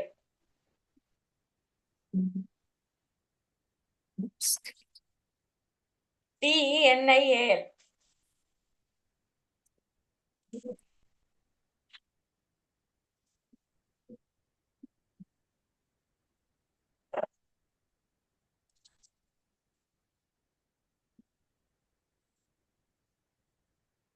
എന്തെങ്കിലും ഒരു കാര്യം നമുക്ക് വിഷമമായിട്ടിരിക്കുക, നമ്മൾ നന്നായിട്ട് നമുക്ക് വിഷമം നമ്മൾ അനുഭവിക്കുന്നുണ്ട്, പക്ഷെ വേറൊരാള് നമ്മുടെ അടുത്ത് ആശ്വസിപ്പിക്കാൻ വരുമ്പോൾ നമ്മൾ എന്തോ പറയും? നമ്മൾ വിഷമം ഉണ്ടെന്ന് പറയുമോ?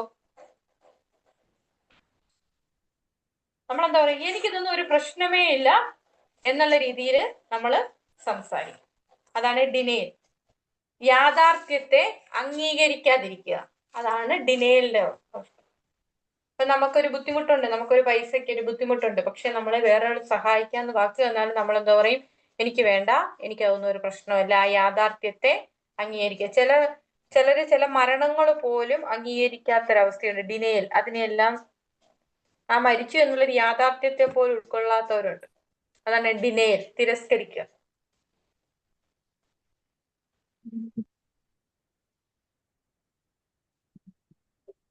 നമ്മൾ പണ്ട് സിനിമയ്ക്കകത്ത് പറഞ്ഞിട്ടില്ലേ, ഇത് എത്ര ചാടി കടന്നവനാടാ ഈ കേക്ക് എന്ന് പറഞ്ഞിട്ടില്ലേ? എനിക്കിതൊന്നും ഒരു പ്രശ്നമേ അല്ല, ഞാൻ ഇതൊക്കെ എത്ര കണ്ടിരിക്കുന്നു എന്നുള്ളൊരു മനോഭാവം.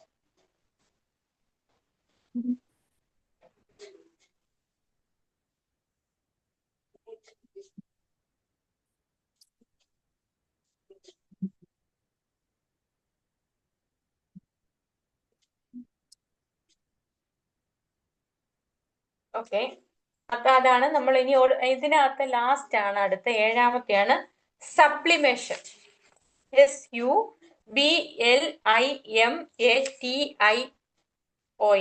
SUBLIMATION. സബ്ലിമേഷൻ.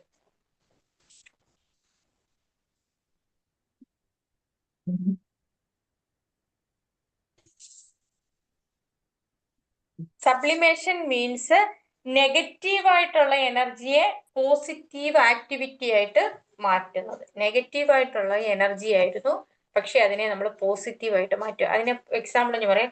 ഈ ചില ദേഷ്യമൊക്കെ ഉള്ള പിള്ളേരുടെ ദേഷ്യം മാറ്റാൻ വേണ്ടി നമ്മൾ എന്തോ ചെയ്യും? അവർക്ക് ഇഷ്ടപ്പെട്ട ഫീൽഡിലോട്ട് അവരെ തിരിച്ചുവിടും. സ്പോർട്സ് ഒക്കെ ചിലപ്പോൾ ഭയങ്കര ദേഷ്യമുള്ള പിള്ളേരെ സ്പോർട്സിനൊക്കെ നമ്മൾ വിടാറില്ലേ, അപ്പോഴത്തേക്ക് എന്തോ ചെയ്യും, അവരുടെ ദേഷ്യം കുറയും. അവർ ആ കളിയിൽ എൻഗേജ്ഡ് ആയിട്ട് വരുമ്പോഴത്തേക്ക് അവരുടെ സ്വഭാവത്തിൽ തന്നെ മാറ്റം വരും. അപ്പൊ നെഗറ്റീവ് ആയിട്ടുള്ളതിനെ പോസിറ്റീവ് ആക്ടിവിറ്റി ആയിട്ട് നമ്മൾ മാറ്റുക. അതാണ് സബ്ലിമേഷൻ.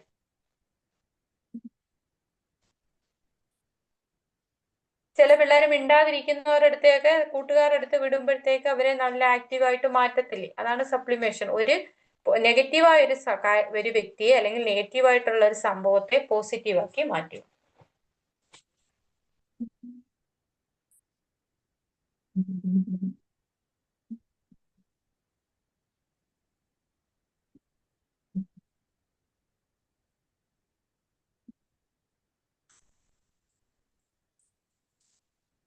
ഈ പറഞ്ഞ കാര്യങ്ങളെല്ലാം മനസ്സിലായോ? ഓർമ്മയുണ്ടല്ലോ? അതോ ഞാൻ ഒന്നുകൂടെ പറയണോ? ഇല്ല, മനസ്സിലായി. പറയണ്ടല്ലോ? വേണ്ട വേണ്ട. ഇനി എന്നെ ആങ്സൈറ്റി തന്നെ 3 ആങ്സൈറ്റി ഉണ്ട്. ആകാംക്ഷ. ആങ്സൈറ്റി 3 ടൈപ്സ് ഉണ്ട്. 3 തരത്തിലുള്ള ആങ്സൈറ്റികളുണ്ട്. ആങ്സൈറ്റി എന്താണെന്ന് അറിയാമല്ലോ? ഉത്കണ്ഠ. നമ്മൾ നാളെ നടക്കുന്ന കാര്യത്തെ കുറിച്ച്, നമ്മൾ ഫ്യൂച്ചറിനെ കുറിച്ച് വിചാരപ്പെട്ടുകൊണ്ടേയിരിക്കുന്നത്. നമ്മൾ പാടിയിട്ടുണ്ട്, നാളെയെ കൊണ്ട് എൻ മനസ്സിൽ ലെവലേശം ഭാരമില്ലെന്നൊക്കെ നമ്മൾ പാടും. പക്ഷേ കാക്കകളെ നോക്കുവിൻ, വിതയ്ക്കുന്നില്ല, കൊയ്യുന്നില്ല എന്നൊക്കെ നമ്മളൊക്കെ പറയും. പക്ഷേ നമ്മളിപ്പം വിചാരിക്കുന്ന എന്തുവാ, രാത്രി കിടക്കാൻ പോകുന്നതിനെ കുറിച്ച് വരെ നമ്മള്, അതാണോ സ്ത്രീകളെ സംബന്ധിച്ച് എന്തോ രാവിലെ എഴുന്നേൽക്കുമ്പോൾ നാളെ ഇനി എന്തോ ബ്രേക്ക്ഫാസ്റ്റ് ഞാൻ മിണ്ടുന്നില്ല നിങ്ങളാരും. ഉണ്ടാക്കും. ഇങ്ങനെയൊക്കെയുള്ള ചിന്തയിലാണ് നമ്മൾ ആങ്സൈറ്റിയോടുകൂടെ നടക്കുന്നത്. ഇതൊന്നും വലിയ ആങ്സൈറ്റി പെടേണ്ട കാര്യങ്ങളല്ല എങ്കിൽ പോലും നമുക്ക് എല്ലാവർക്കും എന്തോ ചെയ്യുന്നത്, റിയലായിട്ട് ആങ്സൈറ്റികളുണ്ട്. അതിന്റെ 3 ടൈപ്പ് ആങ്സൈറ്റി ഉണ്ട്. റിയാലിറ്റി ആങ്സൈറ്റി, അതായത് യഥാർത്ഥ ഭയം. Reality anxiety. Reality, REALITY, REALITY, reality anxiety, ANXIETY, anxiety. യഥാർത്ഥമായിട്ടുള്ള ഒരു ഭയം. ചില കാര്യങ്ങളെ കുറിച്ച് നമ്മൾ യഥാർത്ഥമായിട്ടുള്ള ഭയം നമുക്ക് വേണം. അതെന്ന് പറഞ്ഞാൽ ആ ഭയം ഇല്ല എങ്കിൽ നമ്മൾ ചെയ്തു തീർക്കത്തില്ല. അത് എക്സാമിനെ കുറിച്ചുള്ള ഒരു ആങ്സൈറ്റി കുട്ടികൾക്ക് നല്ലതല്ലേ? ആ ആങ്സൈറ്റി ഇല്ലെങ്കിൽ അവർ പഠിക്കുവോ?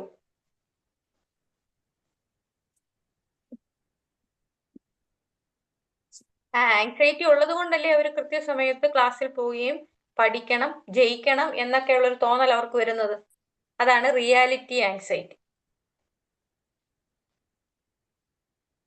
ഇനി അടുത്ത രണ്ടാമത്തെയാണ് ന്യൂറോട്ടിക് ആങ്സൈറ്റി.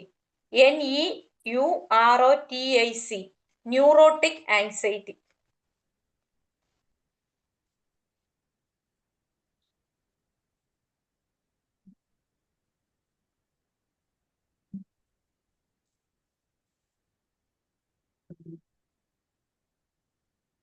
ന്യൂറോട്ടിക് ആങ്സൈറ്റി എന്ന് പറഞ്ഞാൽ നിയന്ത്രിക്കാനാവാത്ത ഭയം.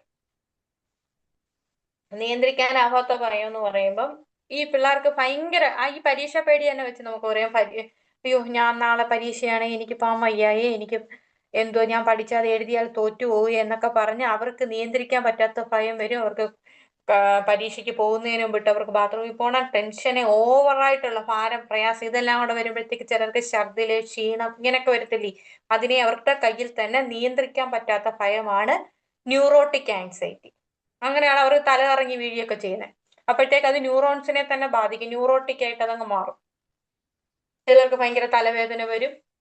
പരീക്ഷയുടെ തലേന്ന് എന്തോ ചെയ്യും, അവർക്ക് തലകറക്കം വരും. അതുകൊണ്ട് ഞാൻ പല കുട്ടികളോടും പറയുന്ന ഒരു കാര്യമാണ്, നിങ്ങൾക്ക് മനസ്സിലായില്ല, എല്ലാവരും നിങ്ങളുടെ മക്കളോടും പറയേണ്ട ഒരു കാര്യമാണ്, എല്ലാ കുട്ടികളും തലേ ദിവസം രാത്രിയിൽ ഉറക്കമൊഴിഞ്ഞിരുന്ന് പഠിക്കും. ഇത്രയും ദിവസവും വെറുതെ കളഞ്ഞിട്ട് തലേ ദിവസം ഒറ്റ ദിവസം കൊണ്ടിരുന്ന് പഠിക്കാൻ ശ്രമിക്കും. പക്ഷെ ആ തലേന്ന് പഠിക്കുന്നത് ഭയങ്കര അപകടമാണ്. അന്ന് രാത്രി അവർക്ക് ചിലപ്പോൾ ഉറക്കക്കുറവുണ്ടാവും. രാവിലെ പരീക്ഷാ ഹാളിൽ ചെന്നിരിക്കുമ്പോൾ ചിലപ്പോൾ ഒരു തലകറക്കം വന്നു, അല്ലെങ്കിൽ ഒരു ക്ഷീണം വന്നു. അപ്പൊ അവർക്ക് പരീക്ഷ എഴുതാൻ പറ്റുമോ? ഈ രാത്രി ഉറങ്ങാൻ പറ്റാത്തത് കൊണ്ടാണ്. അപ്പൊ ഇത്രയും നേരം ഉറക്കം ഉളച്ചിരുന്നെങ്കിലും ആ ഒരു ചെറിയ തലകറക്കം കാരണം, ക്ഷീണം കാണും, പിറ്റേ ദിവസം പരീക്ഷ ഹാളിൽ ചെന്നിരുന്ന് തലകറക്കം വന്നു കഴിഞ്ഞാൽ എഴുതാൻ പറ്റുമോ? ഇല്ല. അപ്പൊ അതുകൊണ്ട് നിങ്ങൾ കുഞ്ഞുങ്ങളോട് പ്രത്യേകിച്ച് പറയേണ്ട ഒരു കാര്യമാണ്, രാത്രിയിൽ ഉറക്കം ഒഴിച്ചിരുന്ന് പഠിക്കാനായിട്ട്, അതായത് പരീക്ഷയുടെ തലേന്ന്, അതിനു മുമ്പുള്ള ദിവസങ്ങളിൽ ഉറക്കം ഒഴിഞ്ഞിരുന്ന് പഠിച്ചോ കുഴപ്പമില്ല, പരീക്ഷയുടെ തലേന്ന് കൃത്യമായിട്ട് അവർ ഉറങ്ങാനായിട്ട് നിർബന്ധിക്കണം. 3 മണി 4 മണി വരെയൊക്കെ ഇരുന്ന് പഠിച്ചിട്ട് പരീക്ഷ ഹാളിൽ ചെന്നിരുന്ന് ഉറക്കം തൂങ്ങും. അതുകൊണ്ട് അവരോട് കൃത്യമായിട്ട് പരീക്ഷയുടെ തലേന്ന് രാത്രി കൃത്യമായിട്ട് ഉറങ്ങിയേ പറ്റും. അതിന്റെ തലേന്ന് അവർ ഉറക്കം ഒഴിഞ്ഞോ കുഴപ്പമില്ല, തലേന്ന് രാത്രിയിൽ കൃത്യമായിട്ട് ഉറങ്ങാൻ പറയാം. അടുത്തയാണ് മോറൽ ആങ്സൈറ്റി. അത് നമ്മൾ നേരത്തെ പറഞ്ഞ സൂപ്പർ ഈഗോ ആയിട്ട് ബന്ധപ്പെട്ട ഒരു ഗിൽറ്റ് ആണ്. സൂപ്പർ ഈഗോ ഗിൽറ്റ് ആണ് മൂന്നാമതായിട്ട് പറയുന്ന മോറൽ ആങ്സൈറ്റി.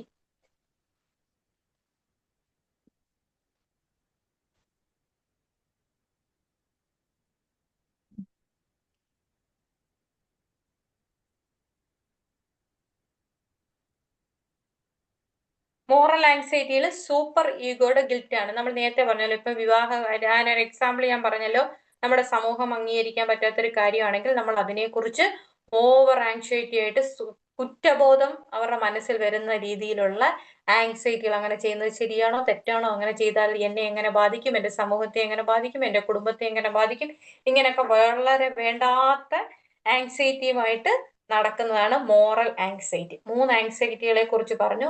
റിയാലിറ്റി ആങ്സൈറ്റി, അത് യഥാർത്ഥ ഭയം. നമ്മൾ കുട്ടികൾക്ക് പരീക്ഷാ ഭയം, ആ പരീക്ഷാ ഭയം ഉള്ളത് കൊണ്ടാണ് അവർ കൃത്യമായിട്ടിരുന്ന് പഠിച്ച് പരീക്ഷ എഴുതുന്നത്. ന്യൂറോട്ടിക് ആങ്സൈറ്റി, അയ്യോ ഞാൻ പരീക്ഷയ്ക്ക് ജയിക്കുമോ തോക്കുമോ, ഞാൻ പഠിച്ച ക്വസ്റ്റ്യൻ തന്നെയാണോ വരുന്നത്, ആ ക്വസ്റ്റ്യൻ അങ്ങനെ വന്നില്ലെങ്കിൽ ഞാൻ എങ്ങനെ എഴുതാൻ പറ്റും, ഇങ്ങനെയുള്ള ആവശ്യമില്ലാത്ത ആങ്സൈറ്റികൾ. മോറൽ ആങ്സൈറ്റിയാണ് സൂപ്പർ ഈഗോ ഗിൽറ്റ്. അതായത് ഞാൻ ഇങ്ങനെ ചെയ്തില്ലെങ്കിൽ എന്നെ സമൂഹം എങ്ങനെയാണ് വിലയിരുത്തുന്നത്, അങ്ങനെ ആവശ്യമില്ലാത്ത മോറൽ വേണ്ടാത്ത കാര്യങ്ങളെ കുറിച്ചുള്ള ചിന്തകൾ.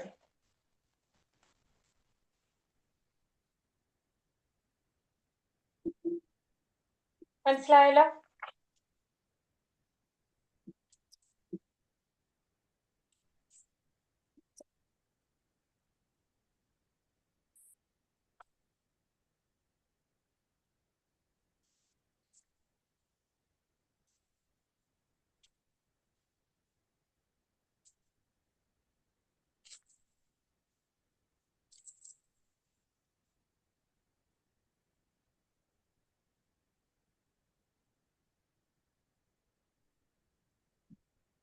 അടുത്തെയാണ് ഡ്രീം അനാലിസിസ്. ഇതിനായിട്ട് ബന്ധപ്പെടുന്നതല്ല, നമ്മൾ നേരത്തെ നമ്മൾ പറഞ്ഞതിൻ്റെ അകത്തത് ആങ്സൈറ്റിയെ കുറിച്ചായിരുന്നു. ഇനി അടുത്ത സ്വപ്ന വ്യാഖ്യാനം, ഡ്രീം അനാലിസിസ്.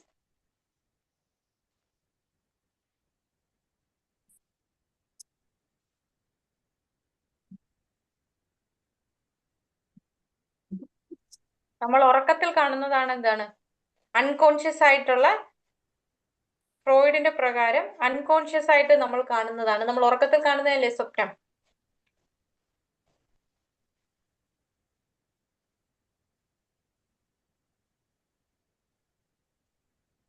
മോറൽ ആങ്സൈറ്റി വിശദമാക്കിയോ? മോറൽ ആങ്സൈറ്റി എന്ന് പറഞ്ഞാൽ സൂപ്പർ ഈഗോ ഗിൽറ്റ്. നമ്മൾ നേരത്തെ ഞാൻ പറഞ്ഞില്ലായിരുന്നോ, ഈ ആങ്സൈറ്റി നമ്മൾ ഈ വേണ്ടാത്ത കാര്യങ്ങളെ കുറിച്ച് വരെ, വേണ്ടാത്തെന്നല്ല, നമ്മുടെ ഇപ്പം ഞാൻ ഇങ്ങനെ ഒരു കാര്യം ചെയ്താൽ എന്നെ സമൂഹം അംഗീകരിക്കുമോ, അല്ലെങ്കിൽ സമൂഹത്തിൽ എന്നോടുള്ള കാഴ്ചപ്പാട് എന്തായിരിക്കും, ഞാൻ ഇങ്ങനെ പ്രതികരിച്ചാൽ. മനസ്സിലായോ? കുറ്റബോധം. അതായത് സൂപ്പർ ഈഗോ ഗിൽറ്റ്. അത് സൂപ്പർ ഈഗോയുടെ ഗിൽറ്റ് ഉണ്ടാകുന്ന ഒരു ഗിൽറ്റാണ്, കുറ്റബോധമാണ്. ഞാൻ ഇങ്ങനെ പ്രതികരിച്ചാൽ, പക്ഷെ നമുക്ക് ആവശ്യമുള്ളൊരു കാര്യമായിരിക്കാം മോറൽ ആങ്സൈറ്റി എന്നകത്ത് ഞാൻ പറഞ്ഞു. ഇപ്പം നമ്മൾ ചില സ്ഥലത്ത് പ്രതികരിക്കണമെങ്കിൽ നമ്മൾ പ്രതികരിച്ചേ പറ്റൂ. പക്ഷെ ഞാൻ അങ്ങനെ പ്രതികരിച്ചാൽ എന്നെ സമൂഹം അങ്ങനെ കാണും, എന്റെ വില പോകുമോ, നാളെ അവരെന്നെ കുറിച്ച് എങ്ങനെ മനസ്സിലാക്കും, ഇങ്ങനെയൊക്കെയുള്ള ചിന്തകൾ വരുന്നതാണ് സൂപ്പർ ഈഗോ ഗിൽറ്റ്.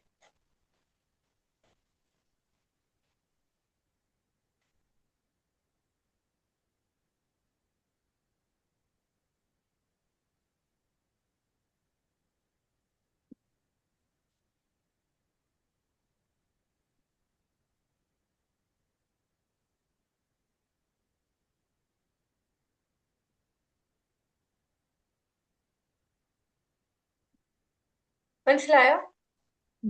മനസ്സിലായി. ഓക്കെ. ഇത്രയും മതിയോ, അതോ ഇനി അടുത്ത ദിവസം പറഞ്ഞാൽ മതിയോ? ഒരുപാട് ഇന്ന് പഠിച്ചത് കൊണ്ട് ഞാൻ ചോദിക്കുവാണ്.